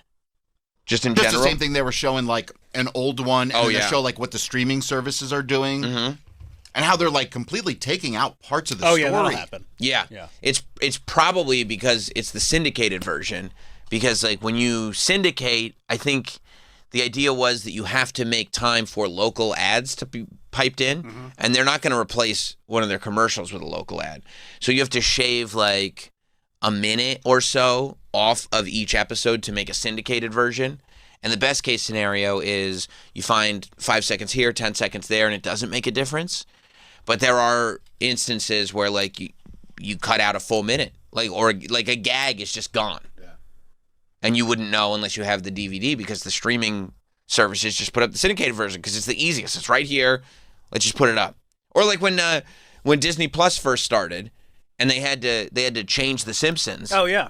Because they turned The Simpsons widescreen, even though it originally aired in 4:3, like a square, And so they made it so that like you have to enlarge it and then cut off chunks of the screen. And like there were literally sight gags that were gone from episodes. Oh, wow. And people were like, this is not. So they had to go back in and re-put up all the Simpsons episodes in 4:3 square. Which is how they should be. Just put up. That's how it was made. Put up black bars. Or when Mad Men went on HBO Max last year. Oh my God. Mad Men going on HBO Max was the greatest thing. I don't know if you saw these like stills that were coming out, but I guess they had footage of it. Like, remember when... They did a 4K transfer. Right, because that's how they shot it. But remember, like, in the very beginning of HD, when people first started getting widescreen TVs, any show that had a bug, a bug like a little logo in the corner, instead of it being in the corner, it would be in, so that if people were watching as a square, you'd still get the bug. You know what I'm saying? So it'd be in because they were shooting, and it's like I guess some people have these widescreen TVs, but for the most part, we still have to format it in this square. So I guess Mad Men was shot like widescreen, except they didn't air it widescreen. They aired it 4:3, and they knew that as they were shooting. So the frame was designed to be the 4:3 square, and the stuff on the ends of it was never designed to be on television. So they did a 4K transfer where they go back to the original recording and make it 4K so they could put it on HBO. And then there'd be scenes on this show that people were watching where you'd see, like, there was a scene where somebody was throwing up. Roger. Where somebody's throwing, I know, he wouldn't want No, to. I thought you meant by Something accident. he had bad oysters. No. In the show, he was throwing up. Except then when they went to, like, the wide shot, you saw the guy with the puke machine positioned behind him. Because it wasn't ever meant to be seen. Like, when they framed it, they were like, well, that's never going to end up on TV anyway. It's 5 seconds. Just play it. You can see it. That's so funny. Right. So you see that guy right behind? You see him? Oh, my God. Yeah. And so people were watching HBO, and they see, because you see what I'm saying? Like, in the original 4:3 square, you wouldn't see it would have cut off right after his legs. Oh, that's funny. You know what I'm saying? And then they just use the full frame that they have, and that dude's right there. It's funny that nobody, like, previews it before it goes up. I mean, yeah. They probably just assigned some. That's how it was shot. Right. And not edited. So when I assume they've just got some, hot dog, junior hot dog guy doing a 4K transfer and saying, well, this is what it is. And and you know how guys like that are. He probably saw it and he said, okay, they told me to upload it. They told me, like, you're not, Set it like, and forget it. It's not somebody who's empowered to make decisions. Right. And so then there are so many people. It's like, Yes, that's what it was. Look, this is what you told me to do. It's like kind of like when you're dealing with, like, a tech guy or whatever. And you're like, can you fix that? Can you do this on this for me? And he goes, that's what you want me to do? Yeah, okay. Like, he knows how to actually do it. But because you said to do it that way, that's how I'm going to do it. Yep. That strikes me as probably what happened here. That's funny. Isn't that great? That's great. Yeah. So did they fix it? They had there were a few things they had that to go went in and fix. And then there was another show a couple years ago. I can't remember what it was, but they did the same thing, and you could see crew members in the background. You could see, like, the top of the ceiling, like where, like, the ceiling of the room ends, and, like, the set is there, like. Just all these mistakes. I mean, it's great. They did it in the last season of Game of Thrones. That was just a Starbucks cup. Idiocy. It was just sitting there in the Middle Ages. There's dragons flying around in the sky outside a castle, and somebody left a Starbucks cup. And wasn't there an airplane that flew over or something? I think so. Yeah. The Starbucks cup is even worse because, like, you're editing that. People are watching it. You're CGIing dragons on this thing. You can't CGI that Starbucks cup. Yeah. And then the second it airs, everyone's like, hey, why is that Starbucks cup in there? And they're like, we thought you wouldn't see. It's dark as fuck. We thought you wouldn't be able to see anything. So dark. Yeah. Yeah, so I mean, it's great. Yeah, there it is right there. It's on the counter. Yeah. I mean, so many people saw that. Right. And just let it go on to the next phase. I mean, it really is, like, indicative of how not paying attention. Everybody is like, okay, let's shoot this scene. Like, nobody is tuned in, and it ends up like here, and now it's too late. That's a forever thing. Yeah, I mean, they went in and replaced the episode the next morning, but, like, it's too late. Too late. We all saw it. We screen grabbed it. The internet's forever. Yeah, I mean, I think that's got to be a rule of television, is that you got to stop the shows before the showrunners stop caring about the show. Yeah. Let's talk to who's at the Duffer Brothers about that. What happened last season? We did that? Why?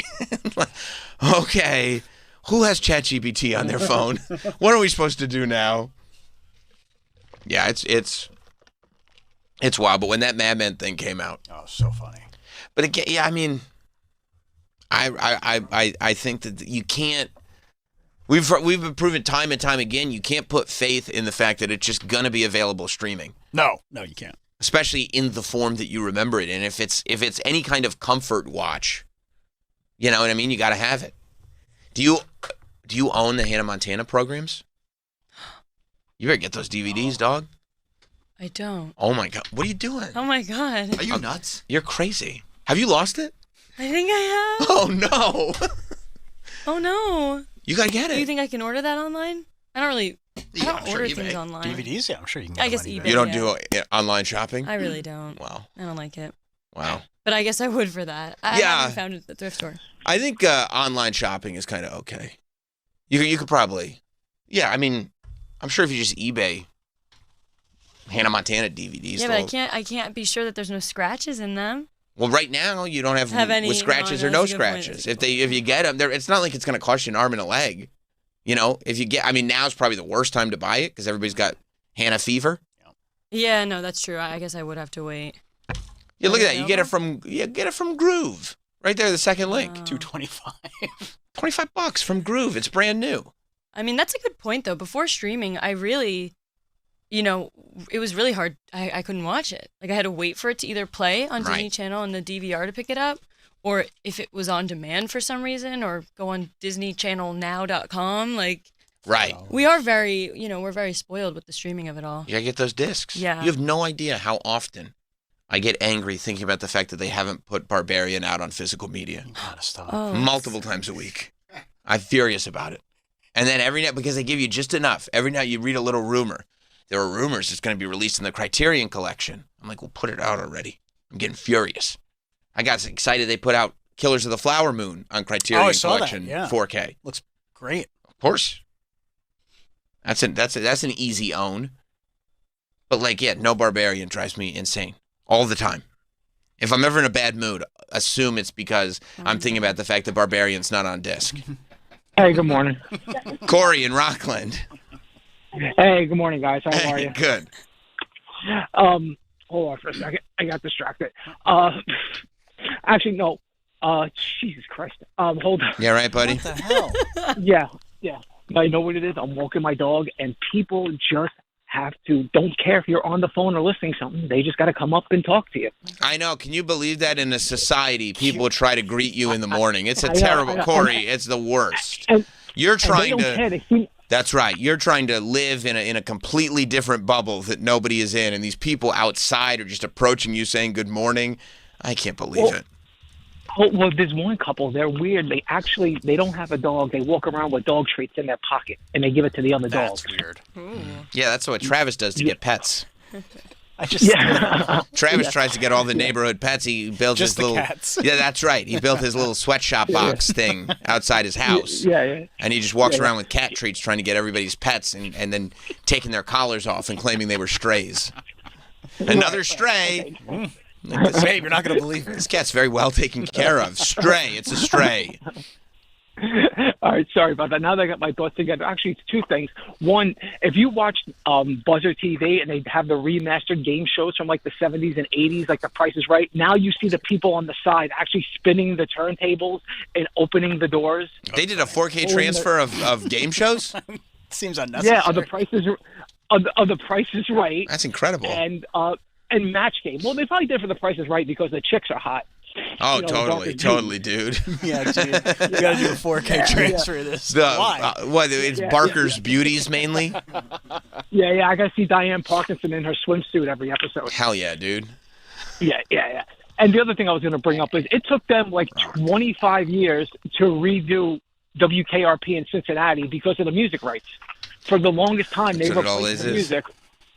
Yeah. That's why it's always thank you, buddy. And they're all they end up being temporary too. That's why when they put them out, you got to scoop them up right away.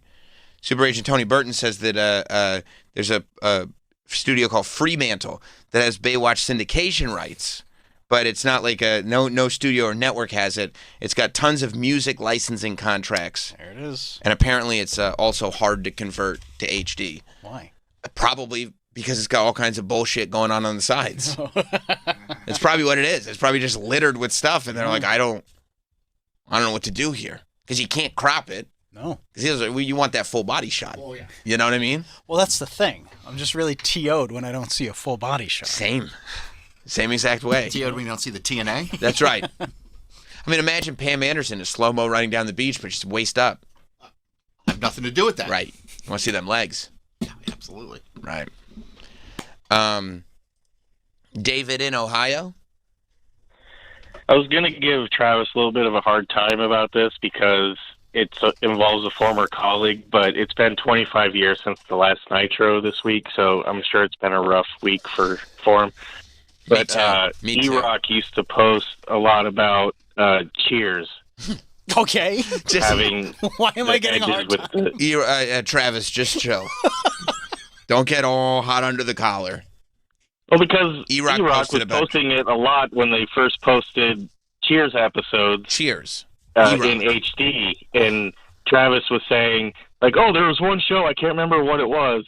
Yeah. Was it Cheers? And it's like, well, E-Rock. It was E-Rock. Like, E-Rock scooped you, dude. Well, it was in the news, too, and I just couldn't remember what news I saw. No, he's saying that because that you just now, in the middle of this spontaneous conversation, were like, oh, I believe there was another show, and didn't fully recall it immediately. He's saying that E-Rock from E-Rock, that he posted it a while back. And so it's like, there's egg on your face. You know what? No, more so because he couldn't remember because he's been so devastated at the memory of missing the last Nitro. No, he heard that was 25 years ago. Yeah, you said that the first time. It didn't go over. Oh boy, that's okay, David. Well, you didn't understand what I was saying, so I think he nailed it. Yeah, we all got it. I think he got it. Yeah, he was waiting. Yeah. Good try, David. It's all right, dude. Yeah, it's all good. You get him next time.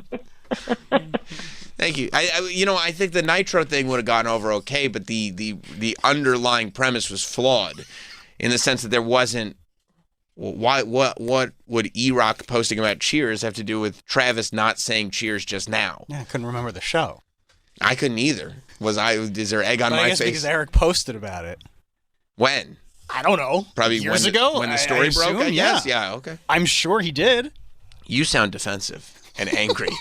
All right, thanks, buddy. I love Eric. Oh, yeah, right. I could tell in your tone. You think, oh, I get it. I didn't want to say the name of the show because then people would be like, it was Eric. Oh, they put Cheers. They'd associate Cheers with E-Rock? Yep. Yeah. And I didn't want to give him the shine. He nailed you on that. He Dead did. to rights. Dead to rights. Dead to rights. He got him.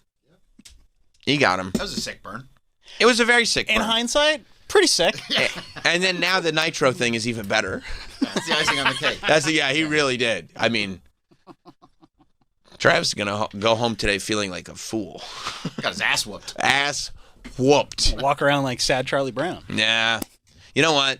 There's one thing I think we can do to bring everybody back together. What's that? You know, we're just getting through March Madness, you know. I mean, halfway, but yeah. Well, we got to Sweet 16. Yeah. Right? Is that half? No, it's a little more than half. Right. You're right. Right. I'm sorry. Because of the other thing, the matches under the tournament. Yeah. Right. Yeah. But I believe is Hofstra still in or is Hofstra out? No, Hofstra got knocked out the first round. Alabama. Yeah, it was a tough one. I had to read about it. You had to read it? You didn't watch it? I had no idea what time it was on. How did you not know what time it was on? I go to Mike Francesa. It's an easy thing to find. No, I know. No, it was not. Oh, it was not? It was not. Oh. I go to expert analysis for all this stuff. And you guys remember Mike Francesa from Mike and the Mad Dog? Mike Francesa, our favorite sports jock. He did Mike and the Mad Dog, and then he did a solo show for many years here in New York. And, you know, he would have all kinds of great moments on his solo shows, like the time he counted for a while. Remember when he counted numbers, drink a lot of Diet Coke. He ate ice cream that one time, but forgot he was on TV, so he covered it with a piece of paper. Did he tell us to break the tape? He is the man who said break the tape, and his producers just stared at him in a very confused way because they were unfamiliar with that, I guess, industry term. Lingo. Yeah, that industry lingo to break the tape, which I'm still not.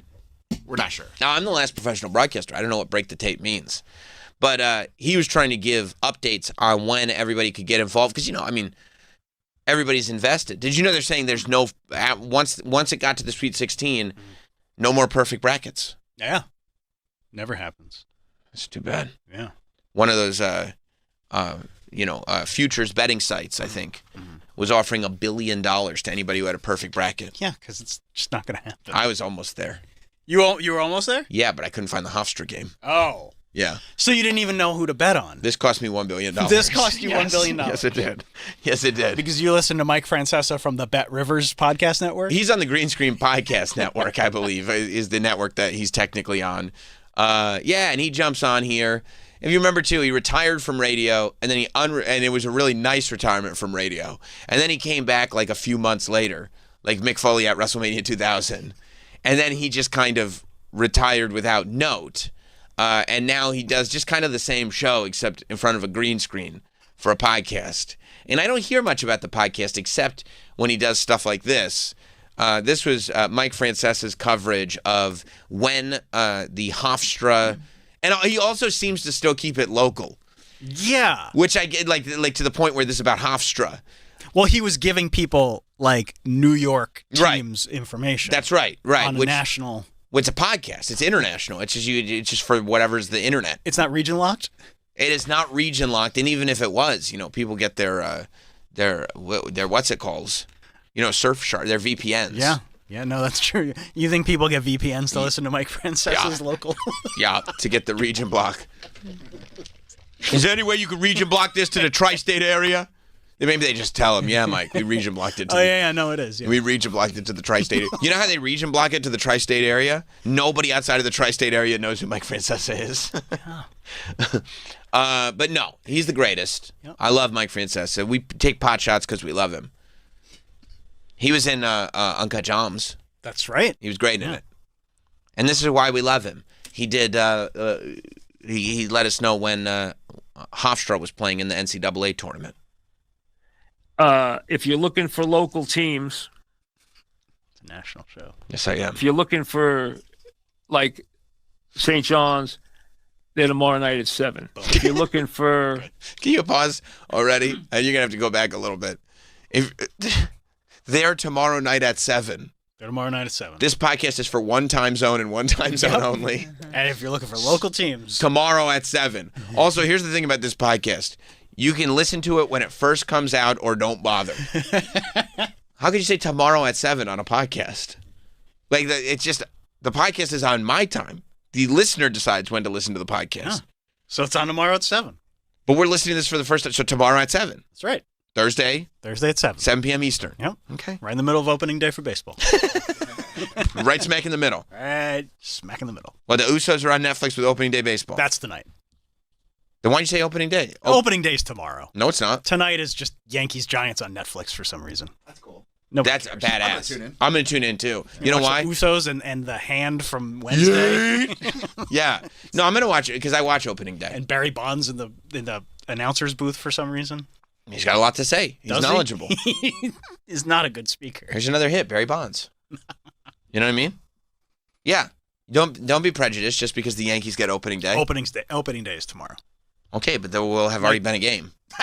A game. You know what I'm saying? And we'll have watched it. Yeah. You're watching? I think so. I think this is my year for baseball. Me too. Me too. Good. Only the game's on Netflix, though. That's kind of where I'm at. Yeah. Do we know who's going to be on it? I mean, is Netflix doing all the games? Or I think just this one.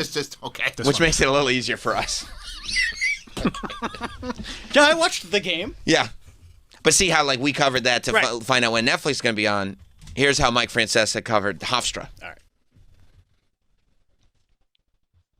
If you're looking for, St. John's, they're tomorrow night at 7. If you're looking for Hofstra, they are... Oh. Why'd you pause it? Oh, no. It's not paused. Oh, no. Where is Hofstra? I thought you fell asleep. No, he's awake. Still going. It's not paused. Nope. Podcast.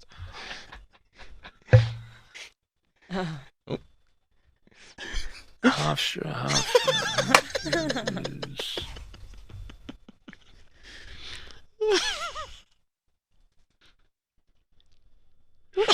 What could he possibly be looking at? I don't know what he's looking at right now. Are you sure he's not dozing off? No, he's awake, dude. He's awake. They are tomorrow against Alabama at 3:15. 3:15. Okay. Hostra's tomorrow at 3:15. So you wouldn't have known that otherwise. How many games could he there's 64 games. 64 games is how many. Maybe it was at the bottom. Maybe it was the 64th game. You know? That took literally there's 45 seconds. Wouldn't there only be 32 games or 64 teams? Oh, there's 64. So 32 games. 32 games. So that's probably the 32nd game. And he looked at every single one individually. Right. And looked at the time and the channel. And that's not Hofstra. Next one. Time, channel, not Hofstra. Next and he would have to read two teams. Yeah. Maybe Hofstra's the second school. Nope, not that one. Oh, I love it.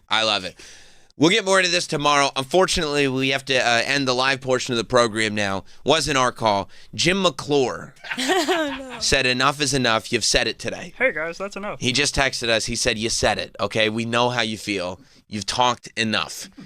Do you have any kind of Ted Cruz material that you could play? I said we could do some new stuff. He goes, I prefer the old stuff. So we're going to give you a little Ted Cruz material to finish out your morning here, but we will be back live tomorrow, first thing, 8 tomorrow. We'll see you then. We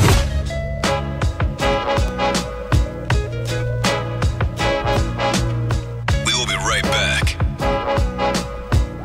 with Sam Roberts Show. Faction Talks, Trump Nation. So I got to go to Ohio. I'm going to have the day to kill Friday in the Cleveland area, so I'm going to take a ride over to the Hall of Fame. Man, I try to go in there Friday. Catch me on the camera. Sirens are going to go off and shit. Hi, one adult ticket, please. Start the gate drops. Sirens start going. Security comes out. Excuse me, you missed your trunk? Sorry, we have to escort you out. Trunk Nation with Eddie Trunk. Weekdays, 3 p.m. East on SiriusXM's Faction Talk, Channel 103. 1 in 5. Blind skies of fortune. Each have separate ways. Dive into Deep Tracks, Channel 308 on most radios, and on the SiriusXM app on your phone, computer, Alexa, TV, or wherever you stream. Everything you got, light it up, cowboy. Go, go, go, go, go. All season long, IndyCar is on Fox. The green is out and racing is on. Alex Palou. Sensational. Otto Award. Joseph Newgarden. Are you kidding me? And Indy's top drivers put it all on the line. Every race, all season long. He's going for it. Oh! Fox is the home for IndyCar. Welcome to the fastest racing on Earth. My name is Christine, and I'm a widow. My husband, Ryan, died. He was a healthy 34-year-old, and 3 months later, he was gone. Thankfully, he had the foresight to get life insurance. Because we had the 2 small children, he decided it was important to get it to make sure that we would have enough in case anything ever happened. The bills were covered, the mortgage was paid, so I could focus on my kids. With Ethos, getting life insurance is fast, affordable, and 100% online. You can get a quote in seconds, apply in minutes, and get same-day coverage. No medical exam, and you can get up to $3 million worth of coverage. We truly don't know how much time we have. Life insurance didn't take away the loss, but it did give us the time and the space we needed to just grieve. Get your free quote at ethos.com/quote. That's ethos.com/quote. Ethos.com/quote. Paid spokesperson. Time spent on application may vary. Online health questions required. Ryan Reynolds here from Mint Mobile with a message for everyone paying big wireless way too much. Please, for the love of everything good in this world, stop. With Mint, you can get premium wireless for just $15 a month. Of course, if you enjoy overpaying, no judgments, but that's weird. Okay, one judgment. Visit mintmobile.com/radio. Upfront payment of $45 for 3-month plan, equivalent to $15 per month required. Intro rate first 3 months only, then full price plan options available. Taxes and fees extra. See full terms at mintmobile.com. You've worked hard for your money. Now let it work hard for you. RJM Group and Company has been helping families grow their wealth for over 30 years, right here in South Florida. Imagine an investment as steady as a CD account, but earning returns from 7% to 20%, guaranteed every month or every year. With contracts from 1 to 5 years, RJM puts you in control. No gambling, no guessing. Just smart, secure growth backed by real estate expertise you can trust. If you've been waiting for the right way to invest, call RJM Group and Company now at 1-888-775-3002. That's 1-888-775-3002. That's 1-888-775-3002. 877-530-3002. RJM Group. Trusted, proven, built for your future. Individual results may vary. There's no guarantee that past performance will be indicative of future results. Invest wisely. The one is done in the South. The men's and women's NCAA basketball tournaments are on SiriusXM. The All-American steps through and absolutely swallows the rim. Experience the excitement with Westwood One's broadcasts of the men's tournament. This place is in disbelief. And catch the women's tournament all month long on your radio. 15-foot baseline jumper is good. Out the buzzer. For schedules, go to SiriusXM.com/sports or search March Madness on the SiriusXM app. Okay, let's be honest. TV has gotten way too complicated. Too many streaming services, endless searching for shows, paying a ton.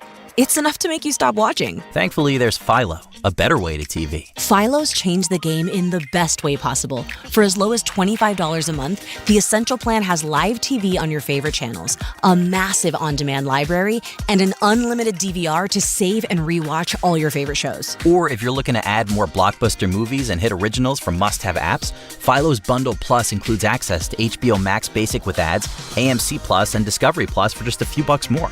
Whatever plan you pick, you're looking at one subscription with incredible value and all the stuff you want to watch. It's kind of a no-brainer. So head to philo.tv, PHILO.tv, to lock in the best price around. Philo, a better way to TV. Subscriptions auto-renew at monthly rate plus applicable taxes. Cancel anytime. See terms at philo.tv. Looking for a little extra fun? Chumba Casino lets you play for free with daily login rewards and a cheeky little welcome bonus when you sign up. Explore hundreds of online social casino games and jump in whenever it works for you. No routines, no pressure, just entertainment on your terms. That's Chumba. Only available in permitted states. No purchase necessary. See terms and conditions for details. VGW Group. Void where prohibited by law. 21+. Small business funding approved and funded same day? At a bank? Impossible. At Cardiff, it's the norm. My name's William Stern. In 2004, I built Cardiff to make it faster and easier to access business funding. We believe that if you have the revenue, you should have the capital. And that's why we've made it possible to get your business approved and funded as fast as today. Since 2004, Cardiff has funded over $12 billion for American small businesses, helping owners grow without the red tape. Our online application takes less than 5 minutes with absolutely zero impact on your personal credit. If you've been in business for at least a year and are doing $20,000 in monthly revenue, you could qualify for up to $500,000 in same-day funding. Don't let the big banks slow you down. Go to cardiff.co/SXM. That's cardiff.co/SXM. Real growth, fast funding. Cardiff. Borrow better. Now is the time to visit Pinehurst Resort. At the cradle of American golf, Pinehurst is more than famed #2 and anchor site of the U.S. Open. It's Tom Doak's masterful #10. 4 historic hotels and newly built cottages at Pinehurst #8. The one-of-a-kind Titleist shop at Pinehurst and the new Peter Millar shop. A trio of dynamic dining experiences in Station 21, Plate, and the upcoming Wiregrass. Pinehurst blends timeless charm with the very best in the game today. Visit pinehurst.com to plan your stay.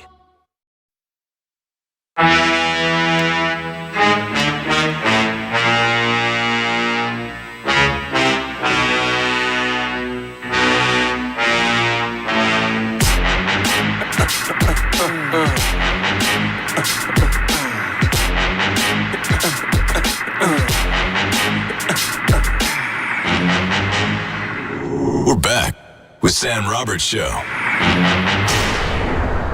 So I was going, okay, well, it looks like Gavin Newsom has figured this out. He's like, the trick is have a podcast, right? And you go, oh, okay, he's got it.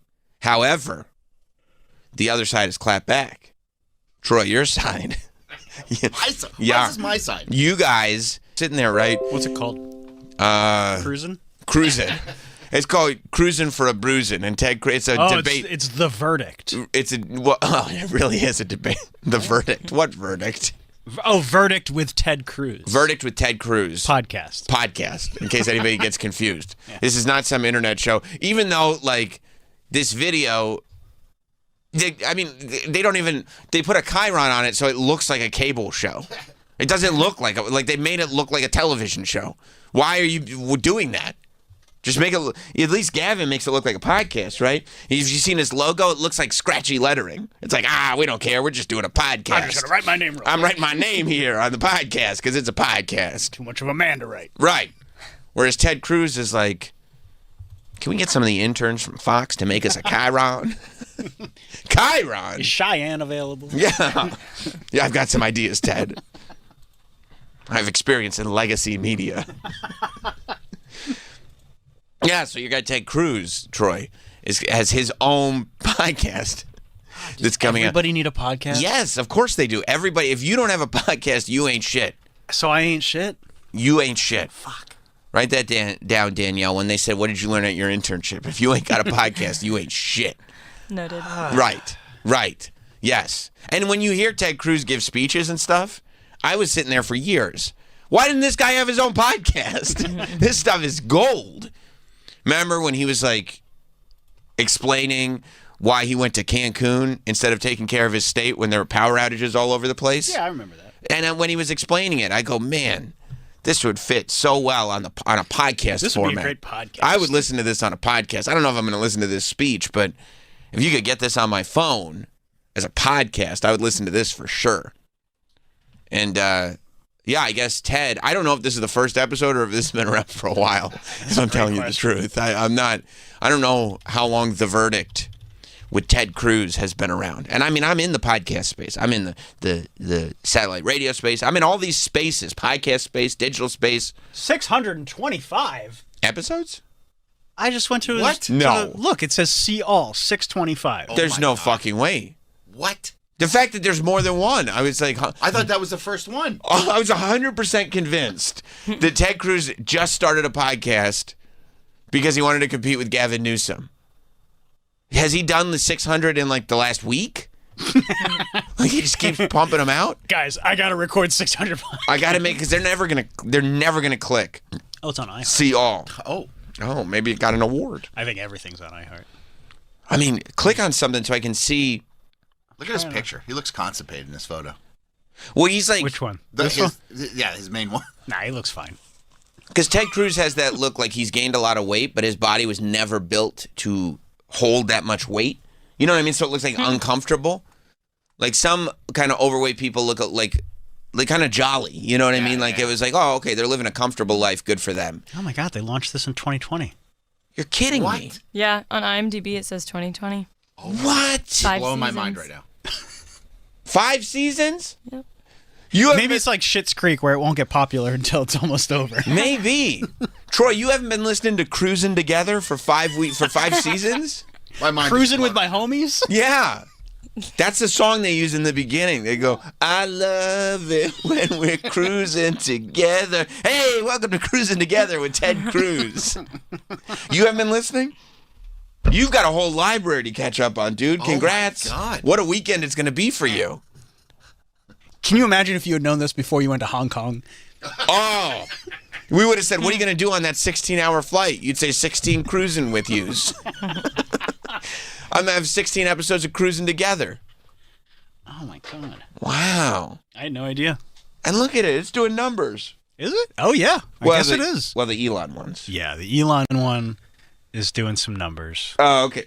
Real Justice isn't really, Is that REEL? Yeah, I think it's his movie review show.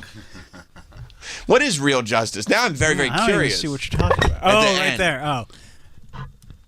Oh, by the way, this is not like, look at the dates, too, that all this came out. Oh, we're advertising that Live is going back on tour. That's awesome. Pretty cool. That's awesome.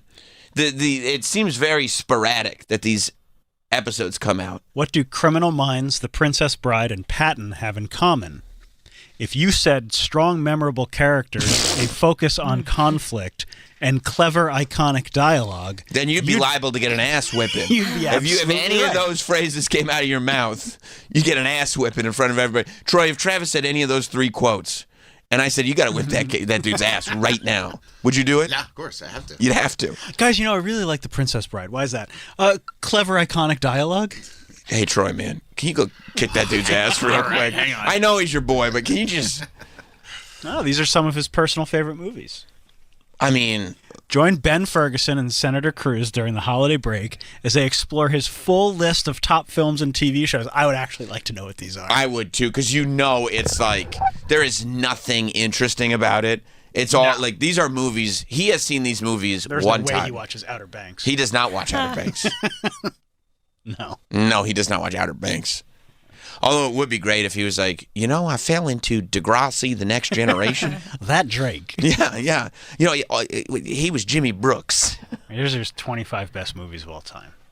His 20, he's got a list of 25? That's what the Chiron just said. 25 movies of all. Can you imagine being like, I'm going to do a podcast where I'm going to rank my top 25 movies of all time? It's 15 too many, at most. At most. Also, bro, how long is the episode? It's 35 36 minutes. Yeah. Bro, if I was doing a show where I'm going to rank my 25 best movies of all time, it would drive McClure crazy. I'd be here for 9 hours. You wouldn't knock it out one movie in 1 minute? One movie per minute. You can't explain why it's a top movie of all time per minute. I mean, I couldn't even hear how many times Danielle saw that Zendaya movie in 1 minute. All right, Princess Bride. Godfather. The Godfather. Okay, he's way outside the box. This is a real cinephile, this Ted Cruz. Scarface. Oh, wow. Oh, man, he really does love film. The Criminal Minds TV show. Well, he's just a fan of what's his name. With what's his face. Yeah. I mean, come on, dude. I like the Princess Bride. Joe Mantegna? Yeah, he loves Joe Mantegna. Whatever Joe Mantegna is in. I love the Princess Bride, Scarface, The Godfather, the show Criminal Minds. What's Fletch? This guy has not one original thought. Not one. You don't see Fletch on many top 25s. People love Fletch. I know people love Fletch, but they don't bring it up to their top 25. Maybe Kevin Smith. Maybe, but I'm just saying these are not risky choices. Amazing Grace. Amazing Grace. That's got to be some religious movie. Yeah, he wanted to just remind people, like, I like religion too, not just Scarface, where he does a whole bunch of coke and gets a pet tiger. I still am a man of God. 2006. That big guy at the bottom of the poster looks like Alec Baldwin. Is it Benedict Cumberbatch? I don't know, man. I ain't never heard of this. And there's no way he's seen it more than once. No. There's just no way. What else does Ted Cruz? He spent a lot of time on Amazing Grace. Oh my gosh, we only got 35 minutes. Unforgiven. Was that I mean, come on. Like one outside the one. Okay, I don't believe this for a second. There's no fucking way. You're just saying that. Team America.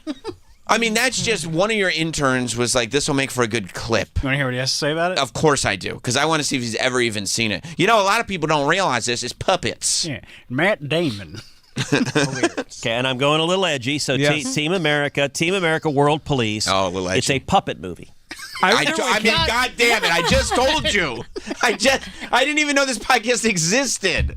There's no way. You ever see that puppet movie? It's a puppet movie. He hasn't seen the film.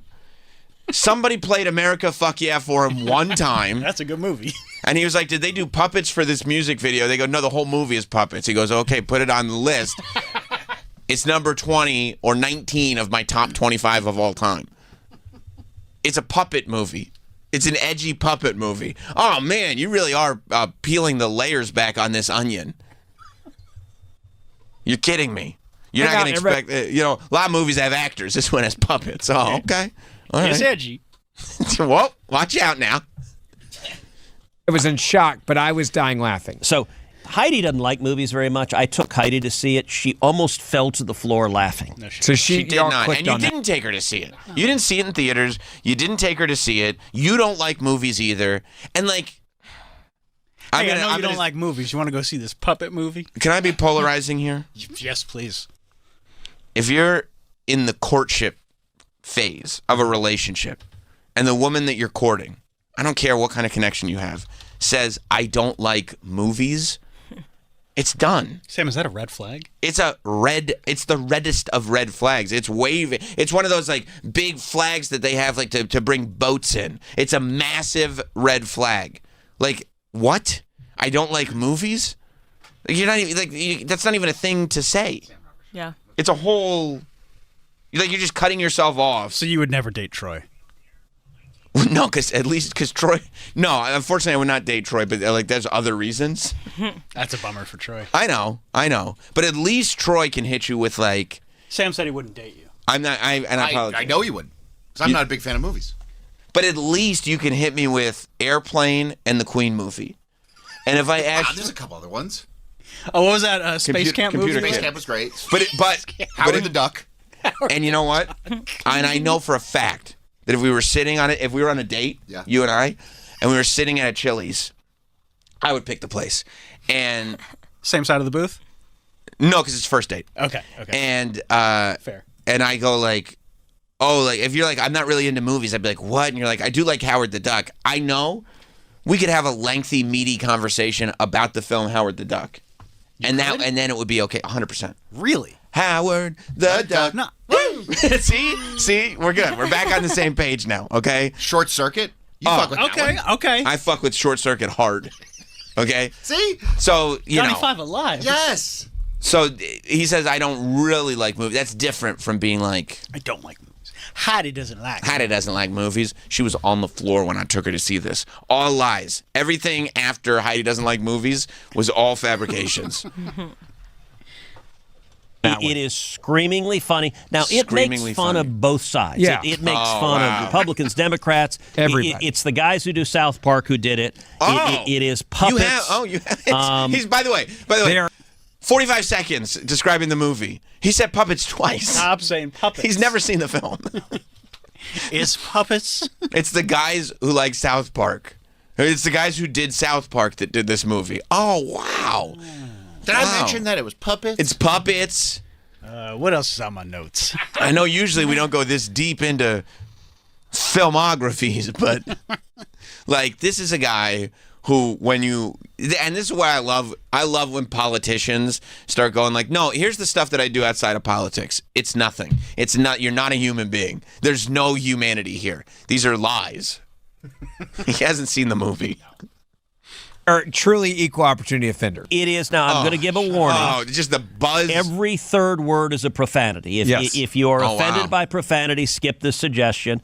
I will say when we were fairly newlyweds, we went on vacation with Heidi's parents down at Lake Powell, which is fabulous, and we brought it with us. And we sort of, like Heidi and I remember this is really, really funny, and I think we didn't quite remember that every third word is a profanity. Oh, you didn't and know I'm that. sitting there with Heidi's parents as we're listening to blinkety blink, blink, blink, blink, blink. We didn't finish the movie. Yeah. Like 10 minutes into What it, are we you just talking turned it about? off. I can't believe you brought this. That's a lie. Hang on. No, that's all a lie. Go ahead. That movie came out in 2004, and they got married in 2001. What? That is all a lie. You did the research? I did the research. Oh, we got the receipts, bitch. Nice job. You didn't bring it with you as newlyweds. Which means that at the very least, newlyweds, quote unquote, you had been married for, like, let's say 5 years. Yeah, because it came out in 2004, so it probably came out on DVD in 2005. Right. So it's 05, 06. So we're talking, 20 years ago at the most. 20 years ago, he was in his 30s. Yeah. So you're telling me, as a man in your 30s who's been married for years, you don't want your wife's parents knowing that you know bad words? You're in your 30s and you have to turn off the bad words? Like, what? That story would apply if you were 12 and watching with your parents. I didn't want them to know I knew bad words. Yeah, they say the fuck word. Can we say that on this pod? Am I allowed to say that right now? I don't know. None of the story is true. It's lies. This one's a lie, too. You caught him, Travis. I got him red-handed. You got him hard, didn't he? Didn't he? Oh, you were newlyweds? See, this is why he needs a different co-host.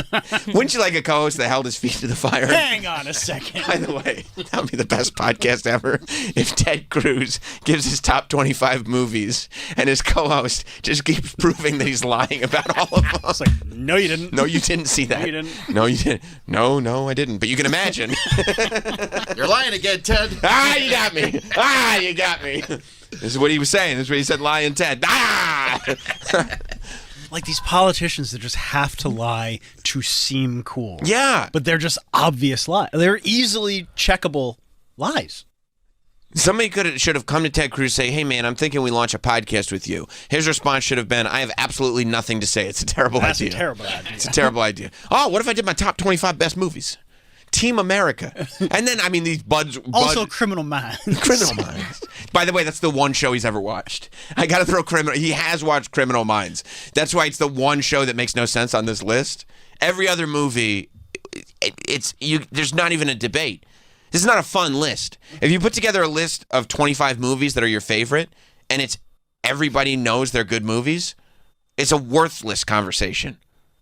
Like, that's why you got to put a. I bet there's more TV on the list. There's got to be more TV. I bet he has The West Wing. Of course he does. You know what? He's a dumb guy. He's a dumb guy. He's not an analytical person. But you said, like, if it's all movies that people love, like, it's a boring list. He had Amazing Grace. That was because he knew he wanted to throw in the movie where the puppets say bad words. So he had to remind people that he was still a good guy. Balance it out. Yeah. Balance it out. Yeah. Have you ever seen that movie? Amazing Grace? Yeah. I haven't caught that one. You don't even know what it is. No. No, nobody does. Nobody's ever heard of that movie. This is really, really funny, and I think we didn't quite remember that every third word is a profanity. I'm sorry, I'm can you sitting pause there again? with Sure. It's lies. Actually, I'm going to go back a little. It's lies.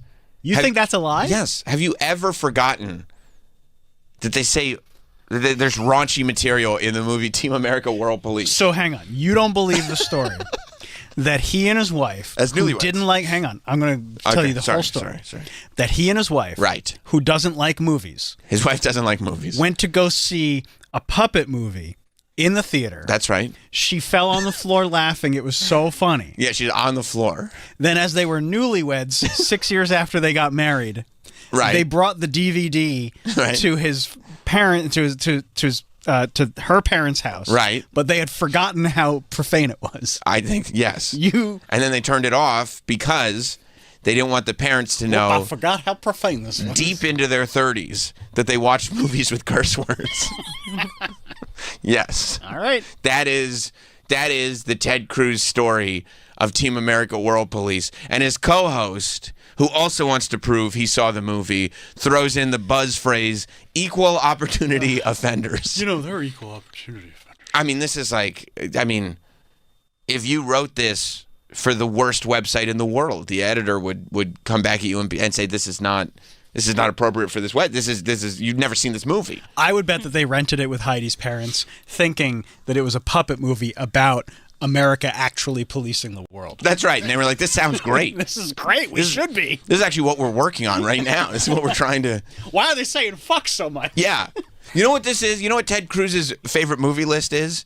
It's doing a book report about the cover of the book. I like this movie. It's called Team America. Yeah. Well, the letter was scarlet. And you see this girl on the cover that looks sad. She was sad about wearing the letter that was scarlet. And well, they call the story The Scarlet Letter. In conclusion. In conclusion, it was a good book. And one we can all learn from. The end. By profanity, skip this suggestion. I will say when we were fairly newlyweds, we went on vacation with Heidi's parents down at Lake Powell, which is fabulous. Yeah. And we brought it with us. And we sort of, like Heidi and I remember, this is really, really funny. And I think we didn't quite remember that every third word is a profanity. And I'm sitting there with Heidi's parents as we're listening to blinkety blink, blink, blink, blink, blink. Heidi, you remember a couple years ago when you were laying on the floor of a movie theater unconscious because you thought this movie was so hilarious. We forgot. We thought it was PG humor. No, were there any profanities in that movie? I don't remember. Think so. I remember being on the floor giving you mouth to mouth because you had laughed so hard we thought you were dead. In the theater, in the AMC. Didn't finish the movie. Like 10 minutes into it, we just turned it off. Heidi, I can't believe you brought this in front of your parents, right? 10 minutes in. They turned it off 10 minutes into the film. They brought the movie there, so there was a conversation about what movies should we bring. Bring that one. Bring that DVD, because we love the movies so much. And 10 minutes in. That we have it on DVD. Presumably, we've already watched the DVD of it. Because who would buy a DVD and just leave it on the shelf, especially in that era? That was the DVD era. Yeah. You go home, you put the disc in. But not only did we see it in theaters and Heidi was unconscious, but then we bought the DVD and we watched the DVD. And then after watching it in theaters and watching the DVD and claiming that we were newlyweds 6 years in, we then forgot that there was profanity in it. And within 10 minutes, shut the film off for 2 reasons. Number 1, the profanity, and number 2, I remember quickly that Heidi may fall off the chair unconscious again if we leave this film on. Now, Mom, Dad, don't be surprised if your daughter passes out. Your daughter might pass out because it's so funny. And the parents, they said this, but she doesn't even like movies. That's impossible, Dad. No. It's that funny. And I don't think there's one curse word in it. Blink, blink, blink, blink. We didn't finish the movie. Yeah. Like 10 minutes into it, we just turned Heidi, it off. I can't believe you brought this in front of your parents, right? That's good. That's good. It was, but it's still funny as all get out. All right. It is funny as all get out. That's what I always say. Funny as all get out. I bet Trey and Matt, who, they're the South Park guys. I'll bet Trey and Matt are like, man, if only we had that quote for the poster. Ted Cruz says, funny as all get out. And it's too late that Sirius already decided that you're knocking out topics daily. Yeah. Because you could have been funny as all get out. All right, that would have been great. I'm glad Sirius didn't see this. They would have made Ted Cruz the new morning man. Ooh, yeah, you got it lucky. I would have been out, and they're like, and we need that electric co-host of yours, too. All right, Patton. Okay, big shocker, Patton. Wow. Yeah, another one. The Sting. Wants to relate to the older audience, fine. Awakenings. I don't believe that. Awakening. Now, that may have been one movie that he actually saw. There's no way. Awakenings. I could see him seeing Awakenings before his wife who hates movies came around. Yeah, me too. And going like, this is one of the best movies. Awakenings is one of the best movies I've ever seen, is what he said. I mean, it's a good movie. But it's not. It's never been on anyone's top anything list. Not close. It's not even a top Robin Williams movie or a top Robert De Niro movie. No. You forget about it. He spends a lot of time talking about Awakenings. Because it's the only one he actually saw. Okay, now this is Braveheart and Gladiator. I mean, because I like movies with swords. Yeah. So this is the sword segment of the show? I mean, how does it... They're two completely different movies. Are they? Braveheart and Gladiator? Yeah. Have you ever gotten the two of those movies confused? No, not me personally, no. I mean, if you got like... Maybe if you did the Gladiator / the 300. Yeah. Mm-hmm. You could do that. Sure. Gladiator / Gladiator 2. But not Braveheart / Gladiator. I mean, Mel Gibson would look at this and I don't want to repeat what Mel Gibson would say, but he wouldn't agree with it at all. Oh, I think I just saw the preview of what this next movie is. Beverly Hills. He's never seen Beverly Hills Cop. No. He might have seen it once in No, here's what happened. In high school, his friends that he wanted to fit in with liked Beverly Hills Cop. They liked Eddie Murphy. Right. And so he, in high school, pretended that he saw Beverly Hills Cop, but his parents wouldn't let him see that movie.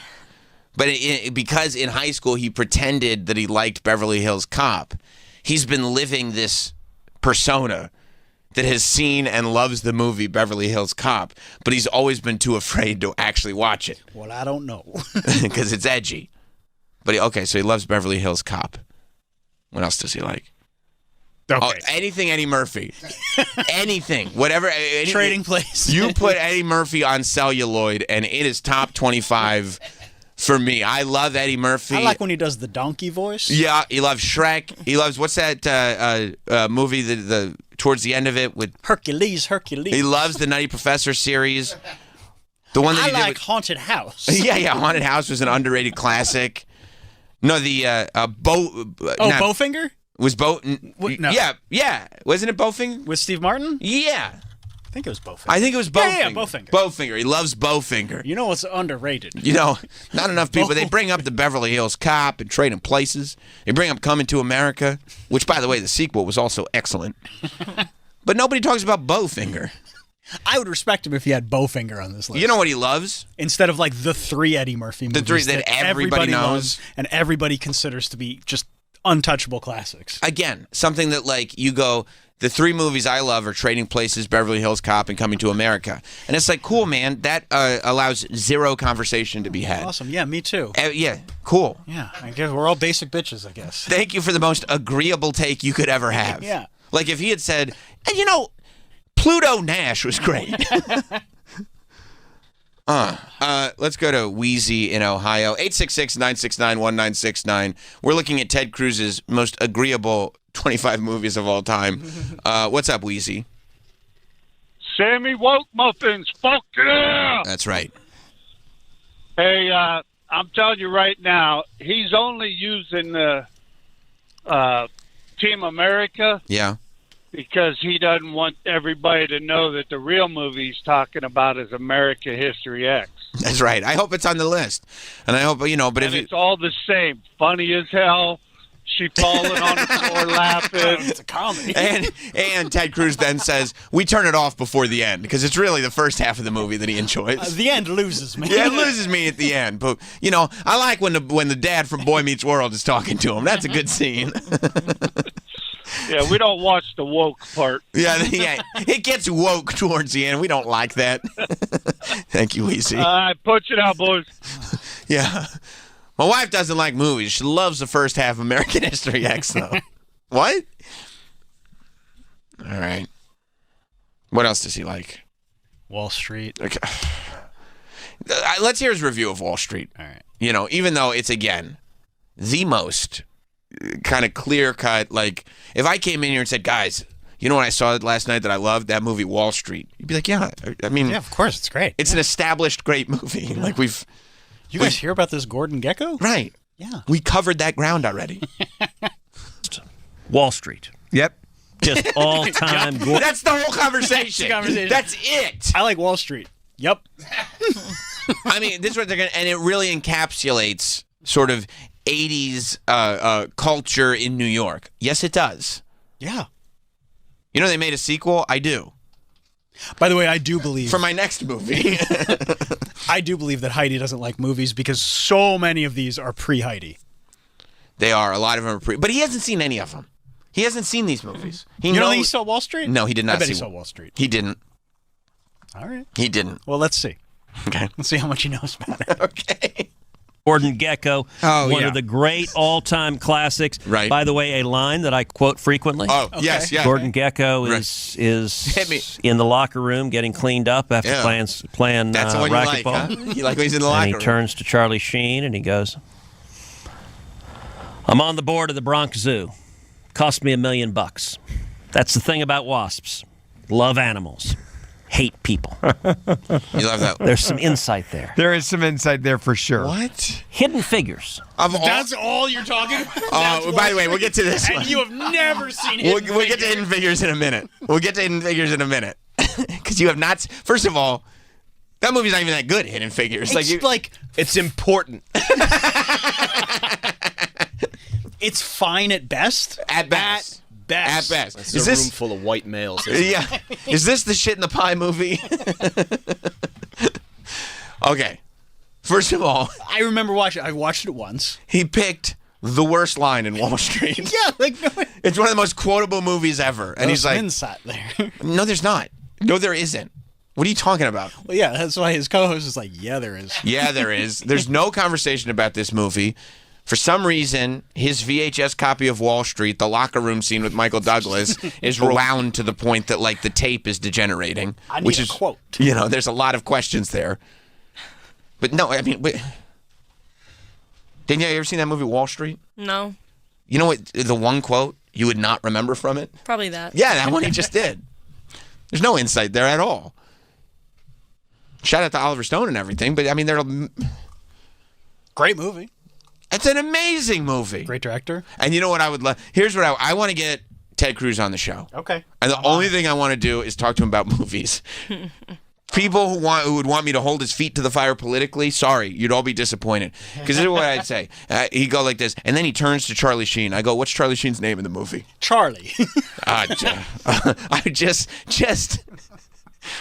Travis, we would make this list, and I would come up with very easy quiz questions about every movie on this list. And I'd prove to the world he has not seen any of them.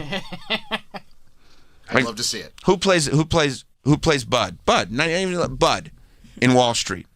Oh, I don't remember that. Okay. You mean Married with Children? Because I love that one. Okay, and then he says Hidden Figures. Oh my God, he spends a good 2 minutes on Hidden Figures. The only reason that he's putting Hidden Figures on this list is because he wants to prove that he's more well-rounded than people think he is. He wants to prove, the Wheezies in Ohio wrong that thinks the American History X is on his list. No. I like all movies.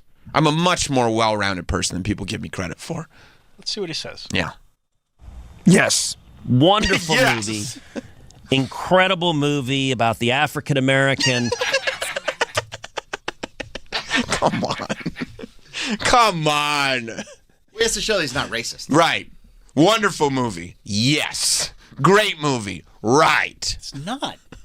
Hey, where would the space program be without these women? No, I'm not saying that the women weren't important. No, it's it's just Travis's.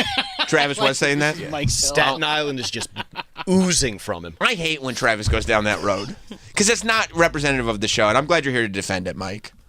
I can't stand it when Travis is like, because he tries to erase that part of history. Yeah. Was it nominated for anything? It's disgusting.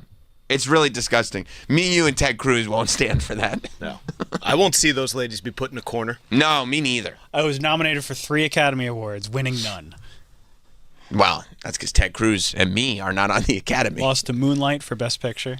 I believe the Best Picture went to the musical that year. Remember Warren Beatty decided not to give it to Moonlight? Oh, yeah.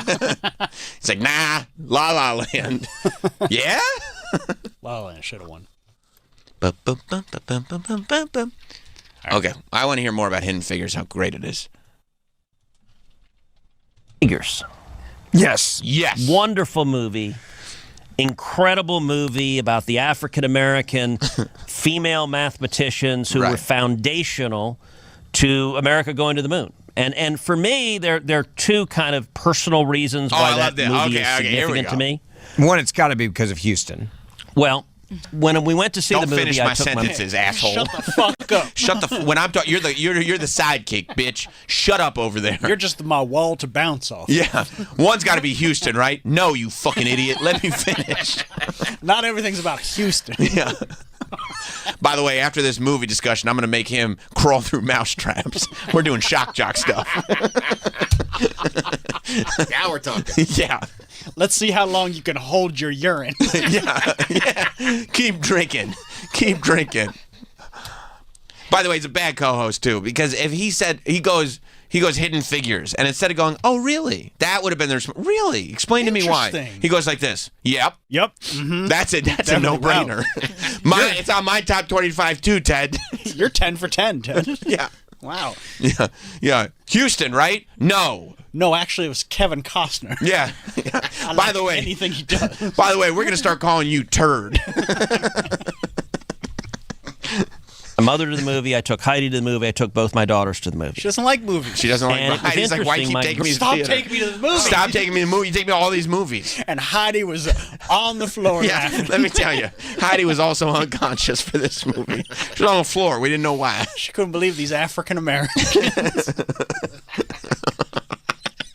He went full African American.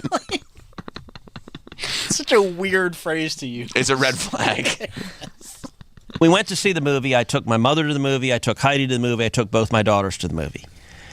And it was interesting. My girls, it was the first time they'd seen a movie that had segregation. It was the first time they'd seen African Americans. And hang on. They didn't know. Okay. All right. I just want to see how old these kids are. Right. This is where they found out. Now, if they're young, that makes sense. It was in theaters, so it's easy to do the math on this. All you got to do is know exactly when the movie came out. 2016. 2016. When were the kids born? Okay, he has a wife and 2 children. We know about Heidi. She passes out at movies. Okay, one of his daughters was born. Is 16. She was born in 2008. When did the movie come out? 2016, so she was 8. 8? You're taking your 8-year-old to go see Hidden Figures? That's not the best theater. Not that it's like an inappropriate movie. It's rated PG, actually. No, but it's boring. Yeah, 8-year-olds don't want to go see Hidden Figures. Yeah. I think there's 8-year-olds are just happy to see anything. They want to go see Cars. No, 8-year-olds are not happy to see anything in theater. They're 8. They want to see Sonic. They want to see, you know what they want to see? They want to see the Minecraft movie. They want to see Jack Black in there. You know what I mean? They want hijinks and shenanigans. That's what they like, you know. And then... All right, let's skip ahead. Right, yeah. You don't want to hear the rest about No, Hidden Figures? no, Oh, that's a lot of Hidden Figures. I know, he's bullshitting. Okay. What if he says something funny about Heidi? She was near death. Heidi said the N-word. Hidden Figures. Schindler's List. Okay. That's fine. You know, there's a girl in a red coat. Okay. Yeah. Lone Survivor. My Fair come Lady. on, bro. You're watching My Fair Lady? Oliver. What? Oliver? Look, I watched Oliver a whole bunch as a kid because we had it on VHS. Did you really? Yeah. I know all the songs and everything. I know the Artful Dodgers in there. You know what I mean? But, like, I would not rank that on my top 25. Oliver. All right. Bullshit. There's no fucking way. Hamilton, the film adaptation of Hamilton, is in your top 25 all time. You know what I love? Hamilton. Because they do history, but they rap it. But it's hippity hoppity. It's not true. There's no way. Yeah, he should have him sing it. Yeah. What's your favorite one? Right.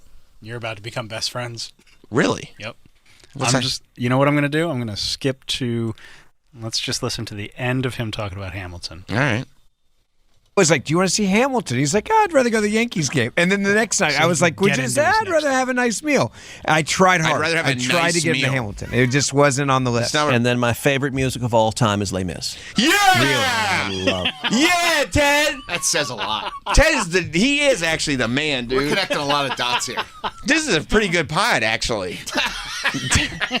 Ted is telling it like it is up there. Yeah, Ted! I prefer Russell Crowe. Yeah, dude! Ted knows what's up. And that's the whole point of this whole thing. This is why we went through the whole podcast, all his top movies. You want to hear what he has to say about Les Mis? Of course. I probably agree with all of it. He's right.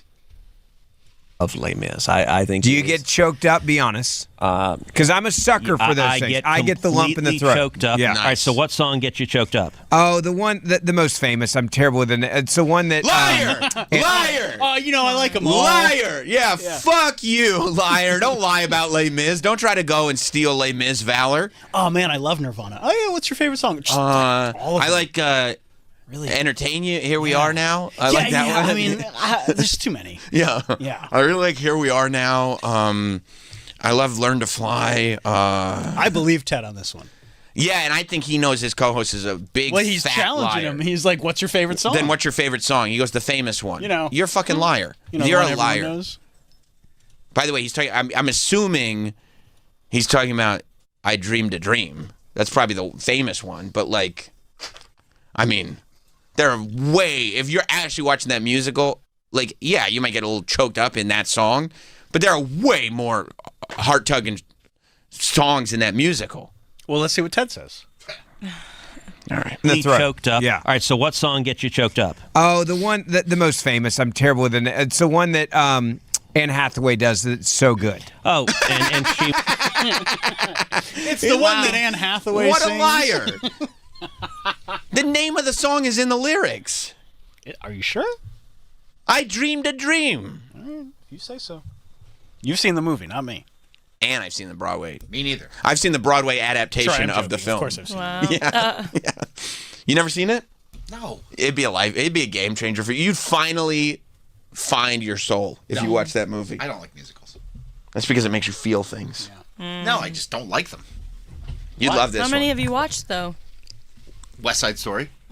That's the one? West Side Story sucks. You gotta watch dude. it in school. Oh, you watched it in school. So you watched West Side Story 50 years ago. Wow, I don't know if it was that long. Wasn't that? It was in the 90s. West Side Story is garbage. It's terrible.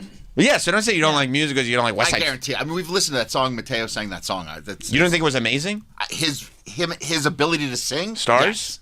He's an incredible singer. Mateo's an incredible singer. Plus, you learn all about the French Revolution. It's the best. Troy doesn't like learning through song. I think that's the issue. That's right. You're right. It is the best way to learn. It's the only way to do it. You don't like South Park? The movie? That was a musical. I don't know if I ever saw it. Oh. What about the Puppet movie? Yeah, what about the Puppet movie? I have seen it. Is that a musical? No. There's songs in it. There's songs in it. Okay.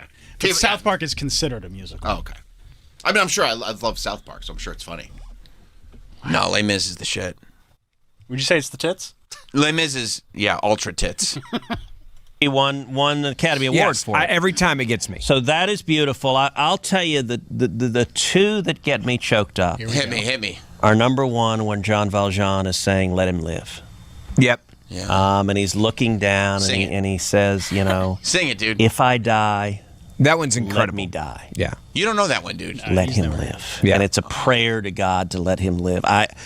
Every time. I have tears every Tell time. the co-host to stop talking. He's never seen Les Mis. Don't talk about it, dude. Don't interrupt Ted. Ted is finally talking his shit now. I believe Ted on this one. I think Ted has seen The Princess Bride and Les Mis, and that's it. I'm going to tell you right now. Ted made up a list of movies that he has not seen. I need 23 movies. So he could talk about Les Mis. I think you're right. He wanted to talk about Les Mis, something fierce, and I get it. Can we do 45 minutes on Les Mis? Yeah. I'm going to tell you guys the truth. This whole thing, the Gavin Newsom thing, the Ted Cruz, all of this was because I wanted to talk about Les Mis. I pulled the same game that Ted Cruz did. But a long con. It was a long con, but that's what I do. So, no. He hasn't seen any of these movies. He was just like, if I can make up a whole bunch of bullshit, like that's why he found somebody else's list. You think he just went on IMDb and found somebody's list? 1,000%. He found somebody else's list. He threw Criminal Minds on there because he just watched that. Movies Ted's like. Yeah. He threw It's literally the only TV show that's on this list. Yeah. He just threw it on because he just watched it, and then he was like, and then at the end, I'll do a tight 30 on Les Mis. We're gonna. Yes. All right, you want to hear what the other song is? Yeah, of course. Because you're invested. I'm looking at your face. Of course I do. Of course, because he's a real one. Then the other one that gets me, is the song "Empty Chairs and Empty Tables." He knows it. He fucking knows his shit. I'm not surprised. These aren't even doesn't like. Surprise me. I mean, he's not even laying out the hits. He's laying out the album cuts. I mean, this guy loves Les Mis. If you ever got to talk to Ted. I'm scrapping. Okay, all right. I still want him booked. Mm-hmm. Take everything I said before off the table. Okay. I'm not doing the movie quiz thing. Not going to ruin his life? No, I'm not ruining his life because now we connect. And I'm just going to, in fact, get Gavin Newsom in here. We're going to ruin his life because now I want to talk to Ted Cruz about Les Mis. He knows his shit. He could do 25 minutes with you on Les Mis. Easily, because he's seen the movie, he's seen the musical. He loves Les Mis. He listens to that shit on the airplane. When he's fleeing his state, exactly. He is fleeing his. I dreamed a dream. His state is going through power outages.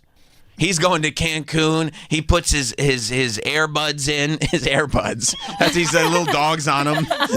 He puts his earbuds in, and he's just listening to "Look Down, Look Down." Cheer. Yeah. And he's like doing parodies in his head. They have no power down there. When everyone has died. And I will confess at the end of the presidential campaign in 2016, as I walked through the empty campaign office and I saw the empty chairs and empty tables, I heard the refrains of that song. Yeah, you did, dude. Yes, you did. So Les Mis is exquisite. He almost cried. It is exquisite. That's the right word to explain it. He was thinking about it. And he's right. Like every time, every single time I know that we're one show away from vacation, I walk in the morning and in my head I'm going, one day more.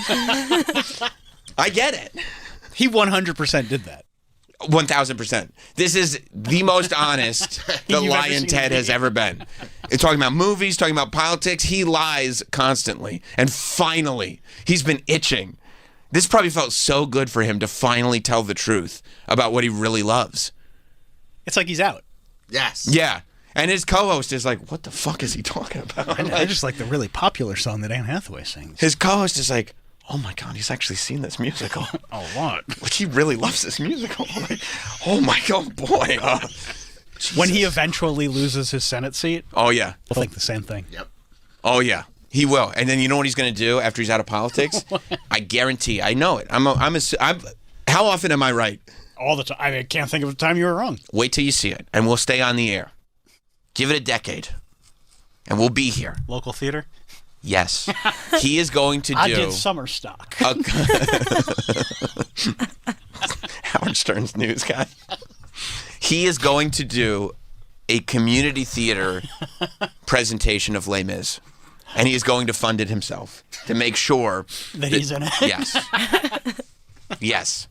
He's gonna be in it, and he's gonna play Javert. Is who he's gonna play. I was kind of thinking me for that part. I'd like to play Javert. I don't know if you guys have ever heard my rendition of Stars. It's actually quite good. It's exquisite, if I do say so myself. Whoa, the only thing, this whole thing that he's been honest about is Les Mis. Do you want to hear about what song gets him choked up? Yeah. That's what this is. I don't know what it is. By the way, when I was, all right, so 1993. He knows. I was just finished my first year of law school, and I had a job in New York. I was working in a law firm in New York. He's still talking about Les Mis. For the summer. Mm-hmm. This rules. And I decided to fly my mom to New York for the weekend. Right. And so it's 1993, so I actually FedExed a plane ticket, and this is back when a plane ticket was a piece of cardboard. Yeah. A lot of details here, Teddy. A lot of details. With nothing else. It was literally, she opened the FedEx package and just a plane ticket to New York fell out. And she called me and she's like, Ted, I assume this is you. I said, yeah. I had no note, no nothing, just a plane ticket and the FedEx thing. Get on the plane. I'll see you soon, Mom. So I flew her to New York. You're not adding. We went out to dinner at Boulay, which at the time was the nicest restaurant in New York. It was These fabulous. details. And then I took her one night to see Camelot, which was really fun. Yep. And then the next night to see Les Mis. Yes! She loved it. She loved it. And that's one of those ironed memories for the rest of life. Yeah, no, that was just very His co-host cool is disgusted. to go do that. All right. He's like, oh my God, he's not lying about this. He really did take it. Like, he was lying about taking his wife to see the South Park movie or Team America. Yeah. He's totally lying about that. Yeah, he flew his mom in to have a Broadway weekend. He definitely did that. He went to 2 Broadway shows with his mom. I really want to go see Broadway. Can I tell you something about Ted Cruz? 1,000% confirmed, locked in theater kid. Yeah, oh yeah. For sure. He will never, I mean, he exposed himself here. Yeah. I can't believe the media, are we the first media outlet to really find this piece of gold and expose him? I think so. He's a theater kid. There are clips of him that Mike found of him acting out The Princess Bride multiple times. He loves Princess Bride. Loves Princess Bride. I mean, Princess Bride's awesome. Yeah. I mean, that's why. Theater kid. Total theater. Yeah, kid. there's an NBC News article from 2015, and it's Ted Cruz, one-time high school drama geek, loved playing the bad guy. Oh my God, Ted Cruz is a full-on drama club kid. I just like exploring. And that's what happened. He wanted. They kept teasing him because he was in all the. Oh my God! Wait, it was in Oliver. No, my God. That's why he's got Oliver on the list. Oh my God. I wanted to play Oliver. Of course he would. I wanted to play Oliver Twist, but I mean, Artful Dodger's cool too. They made me play Fagin. He was the villain. Fagin? And Oliver, I guess. It says Bill Sykes. Oh, Oh. Fagin is like, he's in charge of all the kids who pickpocket, you know? That sounds like you. Yeah, like manipulating all the children to pickpocket and bringing back some You're money. Not personally going to do anything. You're just telling the other kids to do it. Look, like Charlie Manson? Yeah. You're kind of the Charlie Manson of radio. That's right. That's 100% correct. Yeah, see, Oliver asked for more porridge or gruel. Gruel! He asked for more, and they were like, you ungrateful son of a bitch. They kicked him out. Now he's homeless. But this guy, Fagin, he had this gang of kids that would pickpocket people for money. That was what the Artful Dodger was doing. And then he picked up Oliver. He had him join the thing, and then, and then we go from there. Man. Wow. He's a real one. Ted Cruz is the shit. Your feelings have changed. Yeah, but I also want him to find his truth. I mean, he's living a lie. He is living a full-on lie. And we've proved that today. Yeah. There's no denying that. How do you want to go see Cats? That's right. You were a theater kid, right, Daniel? Oh, yeah. Do you see it in him? Oh, for sure. He's a performer, isn't he? Yeah. I'm ready to see him around the theater district. I feel like he's probably seeing shows and stuff. I mean, can you imagine? My mom's going to be here for 2 days. I'm taking her to 2 Broadway shows. Not my mom's going to be here for 2 days. I'm flying her in. I'm flying her in, just sending you a ticket. Don't you worry. I got everything taken care of. All the plans have been made. You don't have to worry about a thing. We're going to another Broadway show. Well, that was nice, honey. Wait, and that was in 93, so he was 23. Oh boy. Oh. He was finding himself. Bro. You're flying your mom in for a weekend to watch Broadway shows at 23? Okay. I mean, that's prancing around. Okay. Let's head over the river around the bend. Exactly. Okay. I think, Ted Cruz and Tampon Tim have a lot in common. You know, that Tim Walz is a pretty good guy. Okay. Wow. It's no problem. Matt in Boston. Hey, guys. Exhibit C, that he is a drama fag. There's a scene in Team America. Come on, Matt. Listen, I was a drama kid too, so it's a. You could have phrased that a little nicer. Though. I think Matt's also trying to cover up some. You know what I mean? Okay. A lot of us drama kids get out of theater and go like, okay, what do we got to do here to kind of overcompensate? Yeah, reacclimate to normal society. Yeah. Look, man, I'm just living the lie. Leave me alone. Okay. Anyway, there's a scene in Team America that the puppets are having sex, and they shit on each other. Why isn't that the top message? I forgot about that. Yeah. Thank you, Matt. That would be fun. You'd ask him about that. What? He go, what? I go, yeah, dude.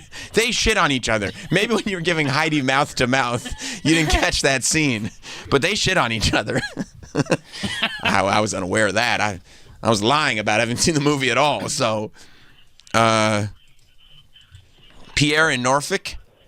Morning, boys. Morning. And Danielle. Okay. Hey, is JFK on the list because his dad had him killed?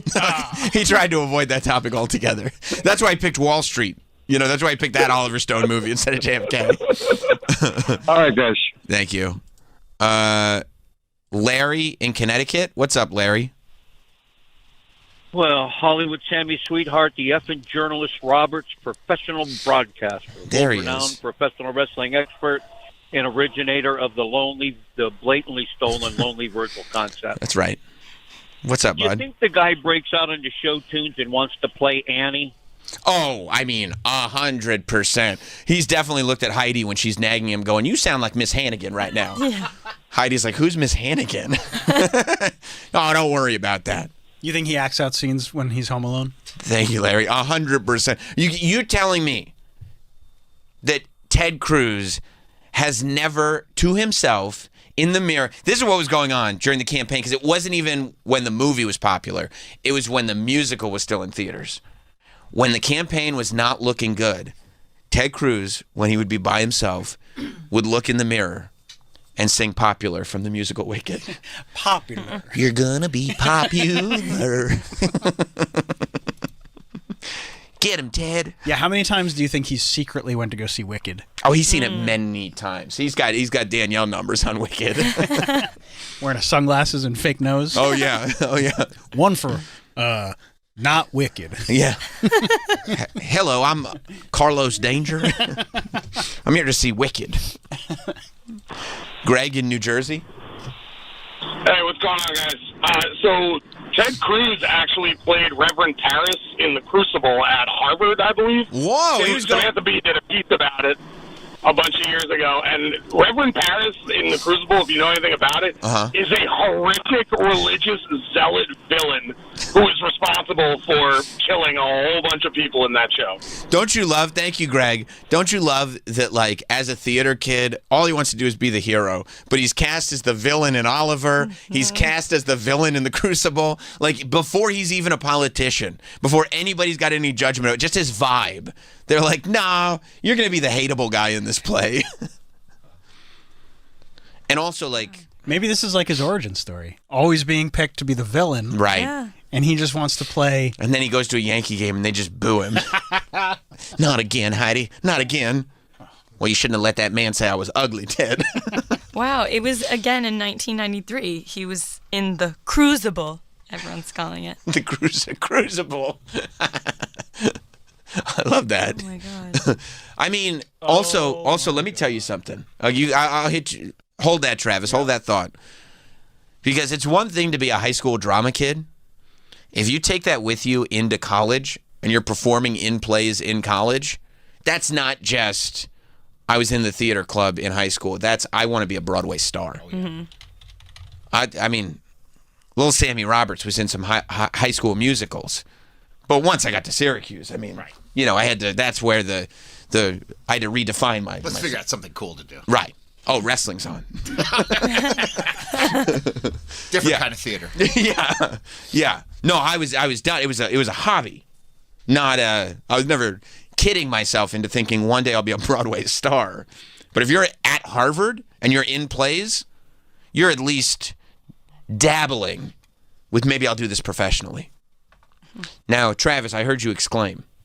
There's a New York Times article from 2016. The failing New York Times? Failing New York Times. Okay.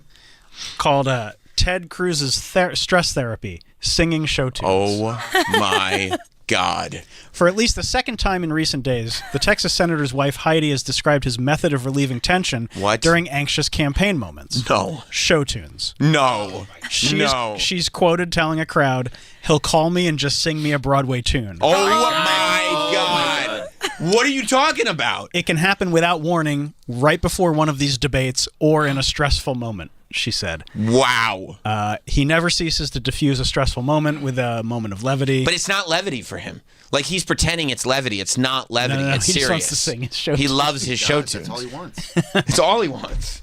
She neither detailed the quality of his performances or his favorite song choices. So, no word on that. Can you imagine you're about to do a presidential debate? Heidi picks up the phone. She's like, Ted, are you all right? Suddenly Seymour. Little Shop, Ted? You singing Little Shop? How bad are things out there?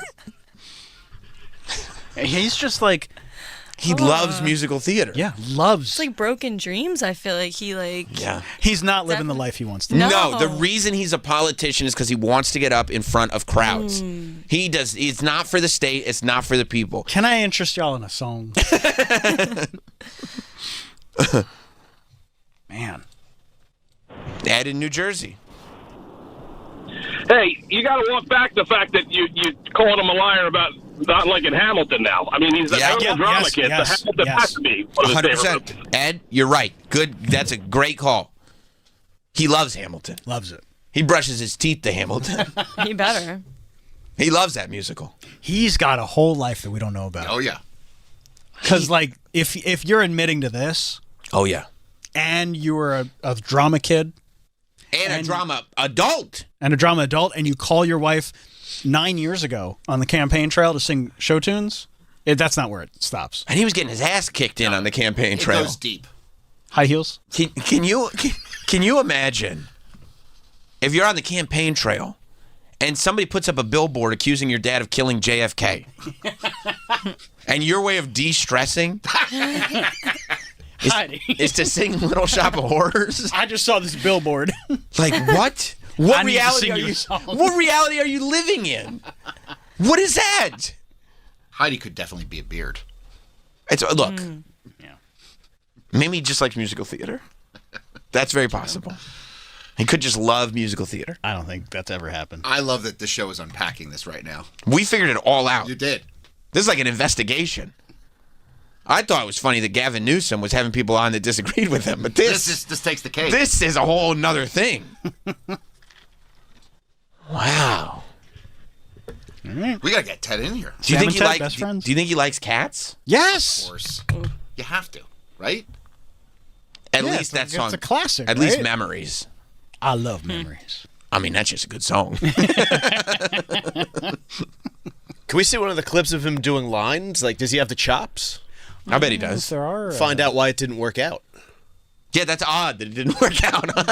Because he's just like, he's so magnetic. Well, maybe he's really method, and Ted Cruz is the ultimate villain. It's the role that he's playing. Wow. Because he's playing all these villains in plays. Like, he's the ultimate villain. And the reason he does the show tunes on the phone with his wife is because that's off. He drops it. He needs to escape for a moment. Yeah. Yeah, I think he might be onto something there. He's just got a song in his heart, Ted Cruz. Who would have thought? I wonder what his feelings are on Rent. I mean, I think, there are a lot of theater geeks that think Rent's a little overrated because it got so mainstream. Oh, okay. And people would be like, oh yeah, I like musical theater. I like Rent. And it's like, name one other play. And so they started, but, when they start singing about 5,570 minutes or whatever. Yeah. You like that? That's a great song. That hits home for you. Well, it's good. If it's good, it's good. It's good, it's good. What am I going to tell you? And I'll bet he likes that song. Of course he does. Everybody loves that song. Ted, what the hell? Just last month, look what he tweeted. Doge desperately needs to defund the theater kids. Why are you going against your own? What is going on? He has resentment towards them. What? Well, yeah, because they made it. Because they made it, and he didn't. Mm-hmm. What a fucking hater. Should I reply with that? Ted, WTF. What? WTF, Ted? That's you. That's you, Ted. What do you mean defund the theater kids? I'm sure everybody's going to agree with him. Wow. Ted. You are a liar, Ted. You are living a lie. Why would you want to defund theater kids? Actually, I secretly think they get all the money. Because it doesn't work. Like, this must kill him a little inside. It does. They need to have to play the villain like this. Don't fund these programs. Because they make you promises that they don't keep. They tell you you're good. These are bullshit. They always make you play the villain. They make you think that you can do it forever. Or so you can't. You can't.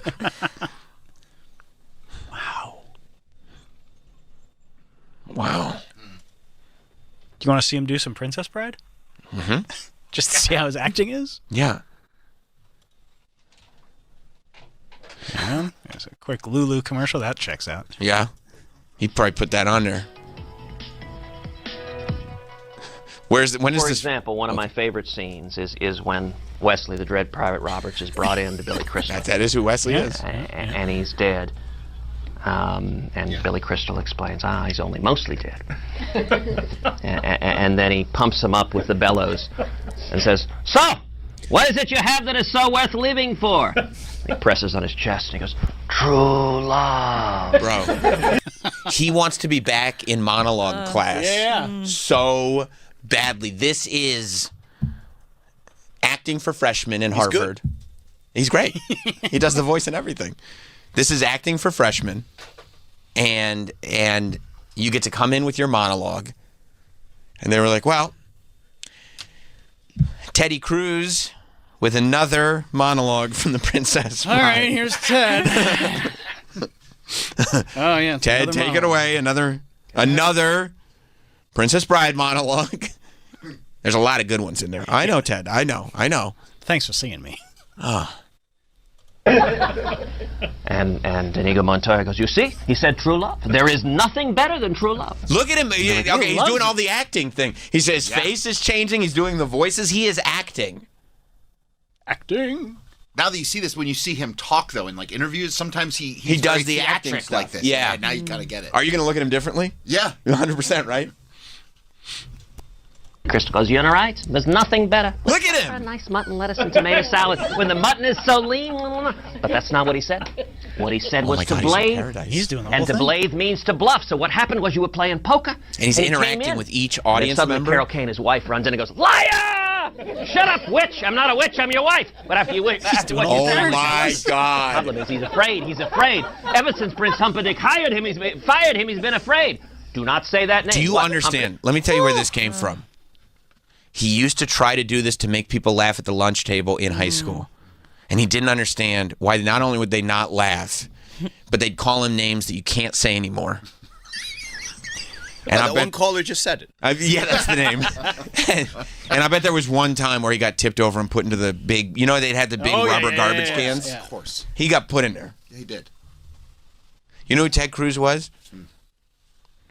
You ever do this at the lunch table where you get like a drink and then you just put all your shit in there and make like the worst milkshake ever? Yeah. And then you convince the kid that needs a friend to drink it for $1? Ted Cruz drank it for $1. I don't want to drink that. Come on, Ted. We'll think you're cool. Okay, if you think I'm cool. If you think I'm cool, I'll do it. By the way, can I sing you guys a song? Man. Ted Cruz rules. You think he rules? The real Ted Cruz rules. Yeah. Mm-hmm. Yeah. The lie Ted Cruz, I don't like. Horrible person. Because he's living a lie. He's living a lie. He's saying defund the theater kids. He's living a lie, and I think that's why he's able to do stuff that he doesn't even agree with. Yeah. Because he's playing the ultimate role. Yeah. Yeah. He's just acting. He's acting. He loves playing the villain. I mean, he's in paradise. This is him. When he's doing these lines from Princess Bride, he's talking to all the people at the table like, it's amazing. Thanks for letting me do that. Heidi doesn't let me do that anymore. She doesn't like when I do that. Okay, Ted. She calls me a name I can't use. Wow. Ring, ring, ring. Yeah, Ted, are you all right? Do you hear the people singing the songs of angry men? Okay, Ted. Oh, Ted. Are you stressed again? Ted, you're breaking up. Ted, I told you, your natural pitch of your voice is too high to do any of these songs. You're not built for it. Wouldn't you have so much more respect for him if he's like, I'm getting out of politics and getting back into theater? I'm doing theater. If it's community theater, it is what it is. But he's got the voice and the presence to do theater the way Dennis Falcone had for radio.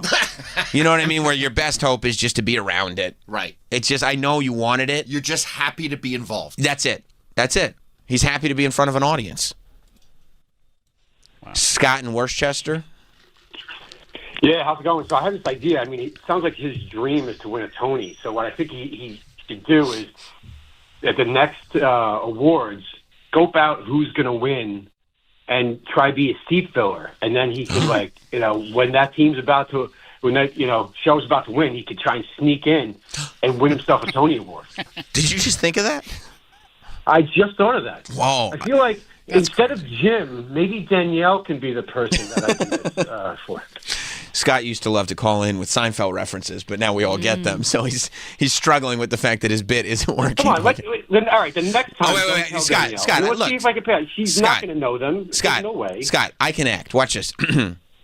Scott, I don't think they would just give the award to a seat filler. I don't think they would actually do that. I think they would. It's maybe even like a Westchester kind of Scarsdale surprise. I think that'd be great. Scarsdale surprise. Thank you, Scott. Who's correcting me?